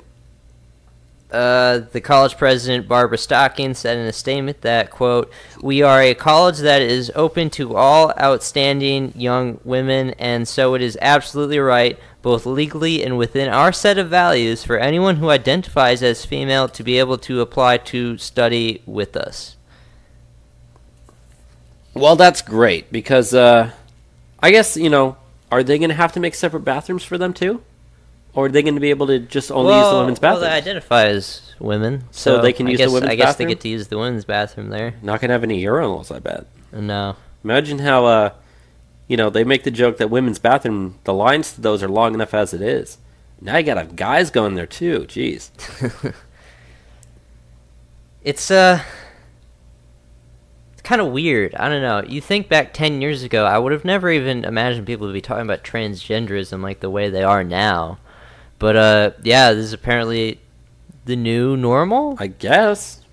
People that aren't women are now allowed to go to women's colleges because they call themselves women, and if you don't agree with that, you're a hateful bigot, transphobic person. This is the new normal. This is what happens on colleges, and like they say, it's within their value set. This is the values that colleges uphold these days. This is why you just don't send people to college. Don't send your kid to college. Just don't. Yeah. Germaine Greer, a feminist academic and former lecturer at Newham College, also has an interesting take on it here in the New York Times article that I'm looking at. She says, transgender women are not real women, and, by allowing them to come here, it they don't really believe that gender is binary, so they shouldn't really have a single-sex college to begin with then. Which, yeah, that makes sense. I guess, yeah, it does. But, yeah, weird stuff happening out there. I don't know. I don't have anything else to say on it. Neither do I. You want to move on? Yes, let's move on. The next story that we have is out at Washington University in St. Louis, Missouri. Some students out there are criticizing the university and are planning a protest because they're having the rapper Lil Dicky come out. Do you know who Lil Dicky is? I do not know who Lil Dicky is. I know who Lil Dicky is. I'm a big rap fan. I like Lil Dicky a lot. He's very good. He's a Jewish comedic rapper. Yeah, they're pretty pissed about him coming. In an open letter, the group of 16 students, many leaders from minority advocacy groups, complained they weren't being listened to when they raised concern about Lil Dicky's nomination to speak due to his alleged racism and sexism. We must hold the student body of this university more generally culpable for this terrible decision to invite Lil Dicky, the students wrote. It is disturbing that so many of our classmates, the people we study, work, and live with, choose a known racist to represent them on the main stage of Wild. Wild is some sort of event they're holding. Great. Yeah.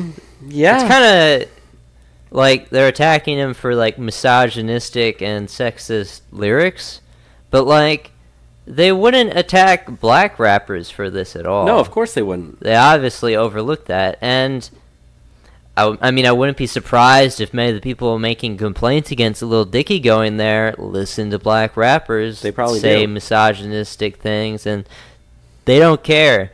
They only care because, oh, Lil Dicky's not black, he's Jewish, so he's not allowed to say that. They're probably anti-Semitic, too. Yeah. They say he also indulges in white privilege, and he is appropriating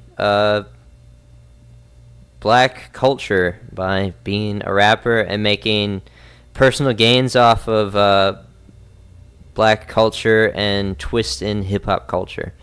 So, yeah, it's not like he's making personal gains because he's a very popular rapper who makes his own music, and also he's just very talented. Yeah. Like, you know, I like rap a lot. I know a lot about rap. I freestyle rap and write rap myself, and I've read many books on how to write rap and everything. And, like, you look at the stuff Lil Dicky writes, and it is some of the most genius stuff you could see today in some senses. But, no. You know, it's still part of black culture, even though he's making something of his own. Wouldn't it be considered, like, Jewish culture if he, you know, is a Jewish rapper making this rap music? Well, he is a That's Jewish what you'd think. Yeah. But that's not how they see it. And, you know, I've had the same, you know, accusations leveled against me. I like rap. I do my own rap stuff. Oh, you're just appropriating black culture. Like, no. This is something of my own that I'm creating. This is my own artistic expression. How dare you take something that I am creating and appropriate to people that have nothing to do with what I am currently presently doing? I think that's insane. But, yeah, if Lil Dicky was coming to Texas State, I would be pretty goddamn thrilled, and I think most people would, but some of the students there are a little too offended by it. If you wanted to see Lil Dicky come to Texas State, I'd go with you. Yeah, it'd be a very, very fun time. Let's move on to the next story that we have here, and this is out of the University of Nevada, Las Vegas. UNLV. There was a professor there, just days after the shooting there, accused or put the blame on Trump for the shooting out there. This is UNLV Assistant Professor Tess Winkleman addressing her History 407 class. This was recorded and brought to the attention of campus reform. Let me get the quote. Referring to Trump, Winkleman noted that when he got elected, I told my classes 3 semesters ago, some of us won't be affected by this presidency, but others are going to die. Other people will die because of this. I don't know whether these events would have inevitably happened, whether or not he had been elected, but he has the same rhetorical powers every president has, and encourage or discourage. So far, all he has done is to encourage violence. And the funny thing to note here is they are only 5 miles away from the scene of the attack where she's making these comments. Well, yeah, I know that area very well. UNLV campus is right by McCarran Airport, and the Strip is just north of McCarran Airport. So yeah, it's all right there in that same general area. But it's these college professors. They hate Trump so much that they're just looking for any reason to blame him. And there's no way that you can blame Trump for this at all. I mean, if you want to blame the bump stocks, it was the Obama administration that legalized those. You want to say, oh, he was using automatic rifles. Those are already illegal. They've been illegal since the 80s. So, what possible thing could you blame Trump for?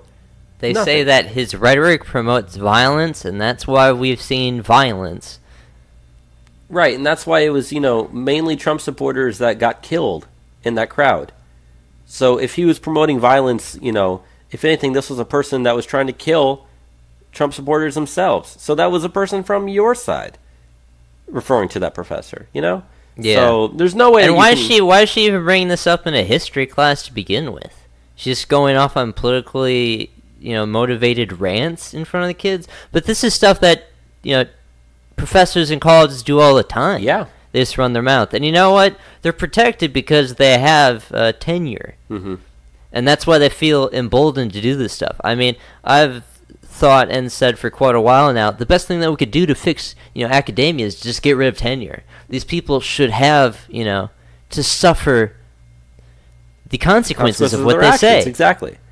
If they're not doing what they're supposed to be doing and they're instead, spouting off about their political beliefs, then yeah, maybe you shouldn't have that job. Yeah, think of how long it took her to actually, give that rant. She could have been using that time to, teach history. Yeah. Which is, what you're paying to be taught at colleges. She's being paid to teach history, not current events. Yeah, if I wanted a current events class, I'd take, political science or something like that, Yeah, really, really stupid stuff. Do you want to move on to the last one now? Yeah, let's go ahead and move on to that. Okay, the last story that we have for current year college craziness is out of Dartmouth College. Dartmouth. Dartmouth. They have a group there called the Action Collective, a group that campaigns on issues like diversity and inclusion, and they put around some different flyers across the campus demanding that the university prohibit and condemn hateful language and threats, and reporting students to immigration agencies should result in disciplinary actions. Yeah, so I guess they say if you got illegal immigrants and you report them, then the college should you're the one who should be punished for that. And remember when we went over the polling numbers on how college students perceive freedom of speech and how they justify violence? This is part of that 49% that says hate speech is not free speech, even though it is. The Supreme Court has gone over this. They're also probably part of the 19% that believes that violence is, justified to silence people. Mm-hmm. Very likely that every single one of these people of the Action Collective, I wonder what that action is. I wonder what sort of collectivism they're talking to. It's probably communism. Probably. Yeah, this is stuff that gets posted around, I guess, now. And, I mean, how are they going to determine what is hateful comments or hateful what they don't speech? like. Whatever they don't like. They're going to use that to attack you, attack your career, attack your family. Because I'm sure if they wanted to go up in their university and say how we need to kill all white people, they wouldn't. That's not hateful. No, it's not. That's progressive. I don't know. That's promoting diversity. I don't know. Precisely. So, and even then, Dartmouth doesn't even track the citizenship status of its students. So, it would have to be the student's own fault for letting anyone know that they're illegal. Yeah. So yeah, I put that story last. There's just groups now in colleges that roam around, put up flyers like this, making demands of their administration, wanting them to, embrace full authoritarianism. In a goddamn college, it's for education, not punishing people for reporting people for being illegal aliens. Goddamn it. It's just a big mess. Yeah, college is stupid. Don't send your kids to college. Don't go to college. It was a waste of my time. Honestly, the only good thing I've gotten out of college so far is meeting you and all of our other friends. Yeah. Let's get into international news, and I don't know. I think we'll be done in like 20 minutes. I think so.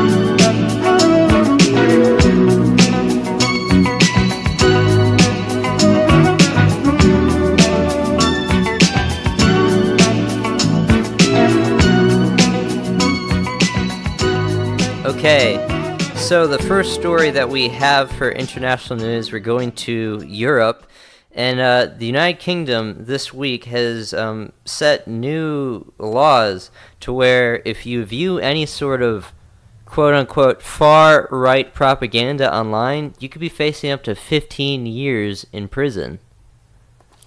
Jeez. Yeah, I saw the story early in the week. It's quite disgusting, actually, when you look at what this, what these new laws and regulations actually make people do. Yeah, let me read some quotes from it. A new maximum penalty of 15 years imprisonment will also be applied to terrorists who publish information about members of the armed forces, police, and intelligence services for the purposes of preparing acts of terrorism, while the tightening of laws around viewing terrorist materials is part of a review of the government's counterterrorism strategy following the increased frequency of terrorist attacks in Britain this year. Funny though, because it's targeting quote-unquote far-right propaganda, which, what does that even mean? What constitutes far-right? That's subjective. Yeah. The terrorist attacks they've been seeing this year are not far-right terrorist attacks. They're Islamic terrorist attacks. Precisely. There's been a lot of them, but they're not targeting them. They want to crack down on people that are right-wing in general. That's why the word far-right propaganda, I mean, if we were doing this podcast in the United Kingdom, this would be considered far-right propaganda. It probably would be considered far-right propaganda. And we push, our viewpoints are essentially the same as the president's. Yeah. It's crazy. But, yeah, no, that's the level of censorship that they have now in the United Kingdom. And, you know, they're talking about saying, like, okay, if you, like, if you click on it once, that's one thing. It's, like, repeat viewers is what they're going after, as well as, like, you're exempt if you're, like, a journalist or someone who's just investigating that sort of stuff. So it's, But how do you know if what you're viewing constitutes far-right propaganda? It's whatever the government decides. And you've seen how the police over in the UK are going after, like, you know, what we consider, like, you know, relatively normal free speech. If a person criticizes the fact that, you know, they're bringing in so many refugees and that, you know, if they have an Islamic terrorism problem and someone calls the country out on that, they'll get arrested. And that's happened many times before over in Britain. So, you know, it's unfortunate they don't have free speech. We take it for granted that we have it here.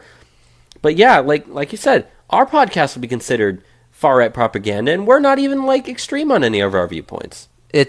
But, like, on our podcast, we cover immigration. Right. Now, that would be extremely, extremely edgy to do in the United Kingdom. Mm-hmm. You can't criticize, you know, immigration so much. especially of the Islamic variant that, has brought terrorism along with it. But, pretty shitty stuff they're doing out there. Yeah.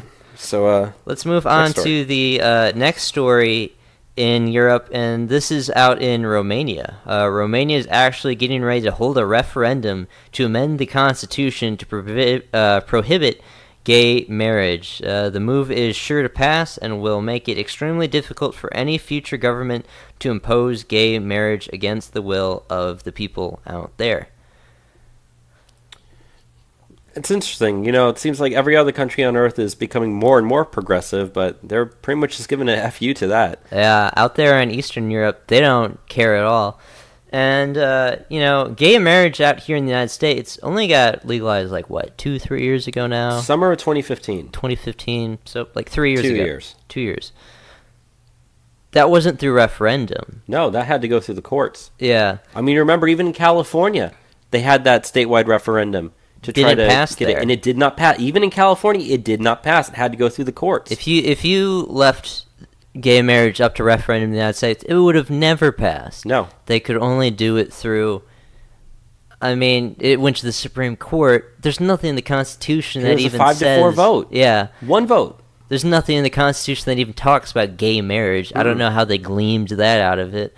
But, I mean, the left always wants to talk about democracy and, how we need to respect democracy and whatnot. Hey, if Romania wants to have a referendum to end gay marriage and they do that, well, that's democracy. Yeah, it's democracy. And they don't even care about democracy. They only like democracy when they get their results. Yeah, if it's not democracy... Then it's Russian interference. Yeah, it's fascism or something.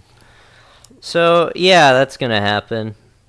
Interesting stuff. Yeah. The last thing that happened out in Europe that we wanted to touch on happened yesterday. Yeah, this is pretty cool. And that is Polish Catholics prayed at the border to save their country. Thousands of Polish Catholics, they say hundreds of millions, upward to 1 million. They don't know the numbers on this. They said it was almost 1 million. Almost 1 million, though. Almost 1 million of Polish Catholics formed human chains on the country's border Saturday. On their entire border. The entire border of Poland, and begged God to save Poland and the world in an event many viewed as a spiritual weapon against the Islamification of Europe. Reciting rosary to the borders, they called to be protected from the dangers facing them. The episcopate insisted that it was a purely religious initiative. The goal was to have as many prayer points as possible along Poland's border with Germany, the Czech Republic, Slovakia, Ukraine, Belarus, Lithuania, Russia, and the Baltic Sea. Fishing boats also joined in the chain around Poland, and including kayaks and sailboats. So people really rallied together to put on this little event. Yeah. I'm not even Catholic, but I would have joined in with that. Oh, it seems, really cool. And, you look at the history of Poland, they've had to fight back Islamic invasion throughout their history. This is not something new to the Polish people. And they understand what, allowing the mass migration of Muslim migrants that the EU wants to impose on would do to their country. It would, over time, it would lessen the effect of Christianity in their country, and they consider it a part of their national identity. And, that's also part of the date that they chose. They decided to do this on October 7th, which is when Catholics celebrate the Feast of Our Lady of the Rosary, which marks the anniversary of the 1571 victory of Christianity over the Ottoman Turks at the Battle of Lepanto. So, yeah, that's a very important date for them as well, so it's symbolic too. Yeah, there's a quote in the article from Marcin Duboyevsky, a nationalist Catholic activist. He told the reporter, quote, "A religious war between Christianity and Islam is once again underway in Europe, just like in the past. Poland is in danger. We need to shield our families, our homes, our country from all kinds of threats, including the de-Christianization of our society, which the EU's liberals want to impose on us." God, I love Poland. Yeah, pretty based, but he's also correct. Yeah. So, Poland wants to stay how it is, and, we were just talking about democracy. If most of the people in Poland want to keep it how it is, they should have to keep it how it is. And both parties in Poland don't want migrants. Mm-mm. Poland is one of the most right-wing countries in the world. Yeah, they should get to keep it how it is. They shouldn't have to be at the whims of the EU that doesn't care about the interests of the Polish people in general. And I said this on the show back when Trump was making his visit to Poland and stuff, but I'm going to say it again. Poland in the next century is going to end up being the savior of Europe. I'm going to say that right now. We will see how this goes, especially how crazy it's gotten in Europe. Let's move on to Asia. Got a kind of humorous story out of Asia, also sad, but a Japanese TV reporter died after working 159 hours of overtime this month. How do you even do that?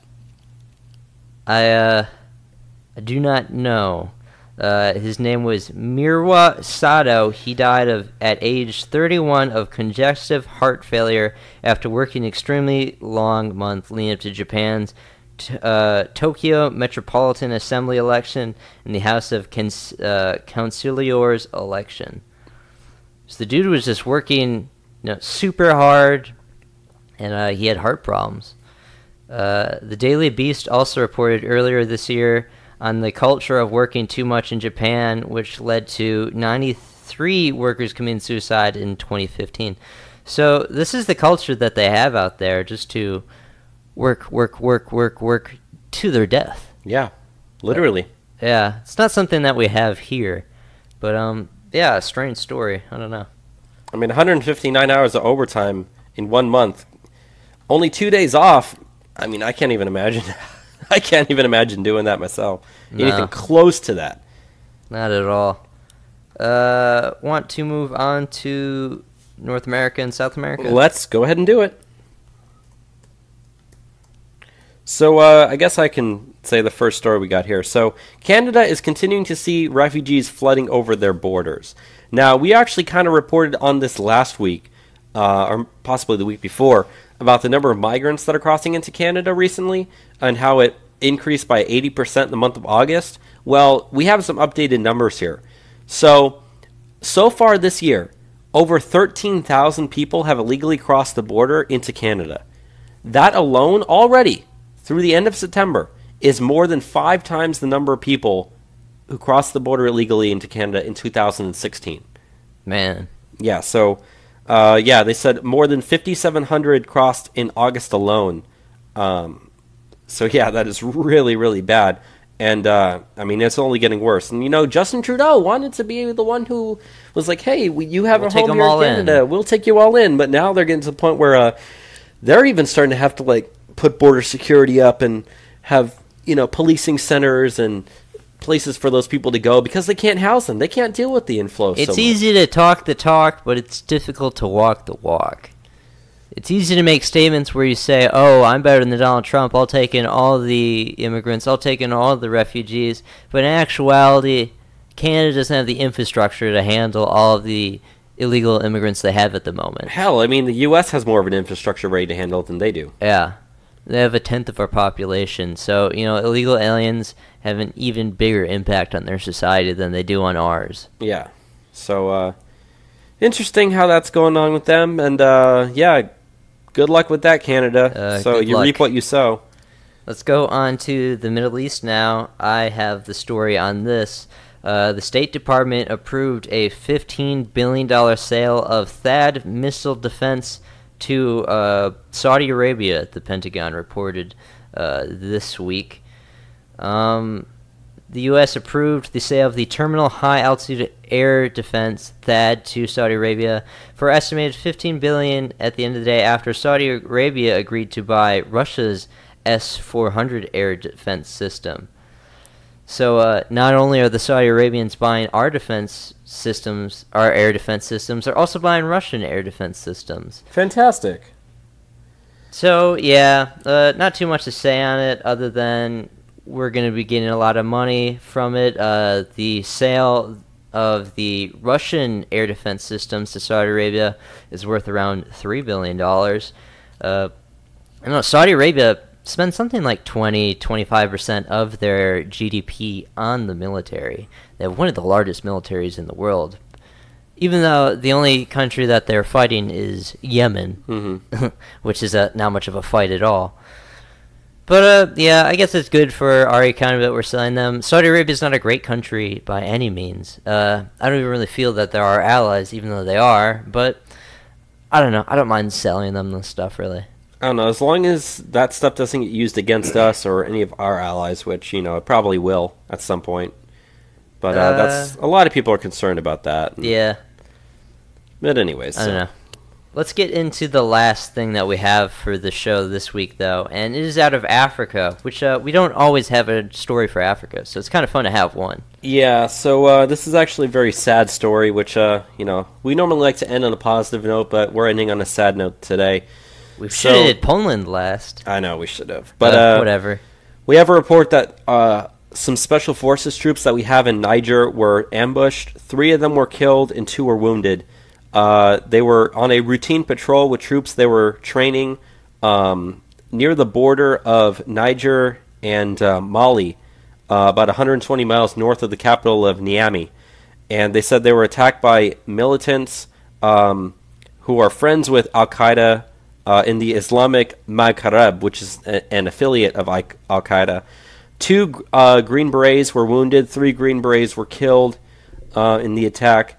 And they said it's the first American casualties in a mission that the United States Special Forces has provided training and security assistance to the Nigerian armed forces, including support for intelligence, surveillance, and reconnaissance. So ever since we started helping the military of Niger, this is the first time that any of our guys have been injured or killed in that conflict. So that's very some pretty bad stuff. Yeah, there's a lot of issues with terrorism out there, and northern Africa. I mean, I guess you could say the Sahara states, which, I mean, we've gone over in the past on things like the 2017 World Conflicts Report, or Global Conflict Report. They have a lot of problems with Boko Haram out there, and, Al-Qaeda as well, and I believe they might have some issues with ISIS. So not good stuff out there. It's sad that we lost some of our own. Have anything else? No, honestly, this, as we said, this week didn't have too much big news besides the Las Vegas shooting, and we pretty much covered that in the first half hour, so. Yeah. This week for the midweek mini podcast, we're looking to do, sports in the Trump era. We've been, hyping that a bit. We have, but, we finally have enough information. The story's kind of calmed down a bit, so, we're going to talk about that this week. Yeah, and after this podcast, we're going to go watch some football. Yeah, Packers-Cowboys, so that'll be fun. So thank you for listening to another episode of Trump for Public Radio, and have a good one. Goodbye, everybody. Goodbye.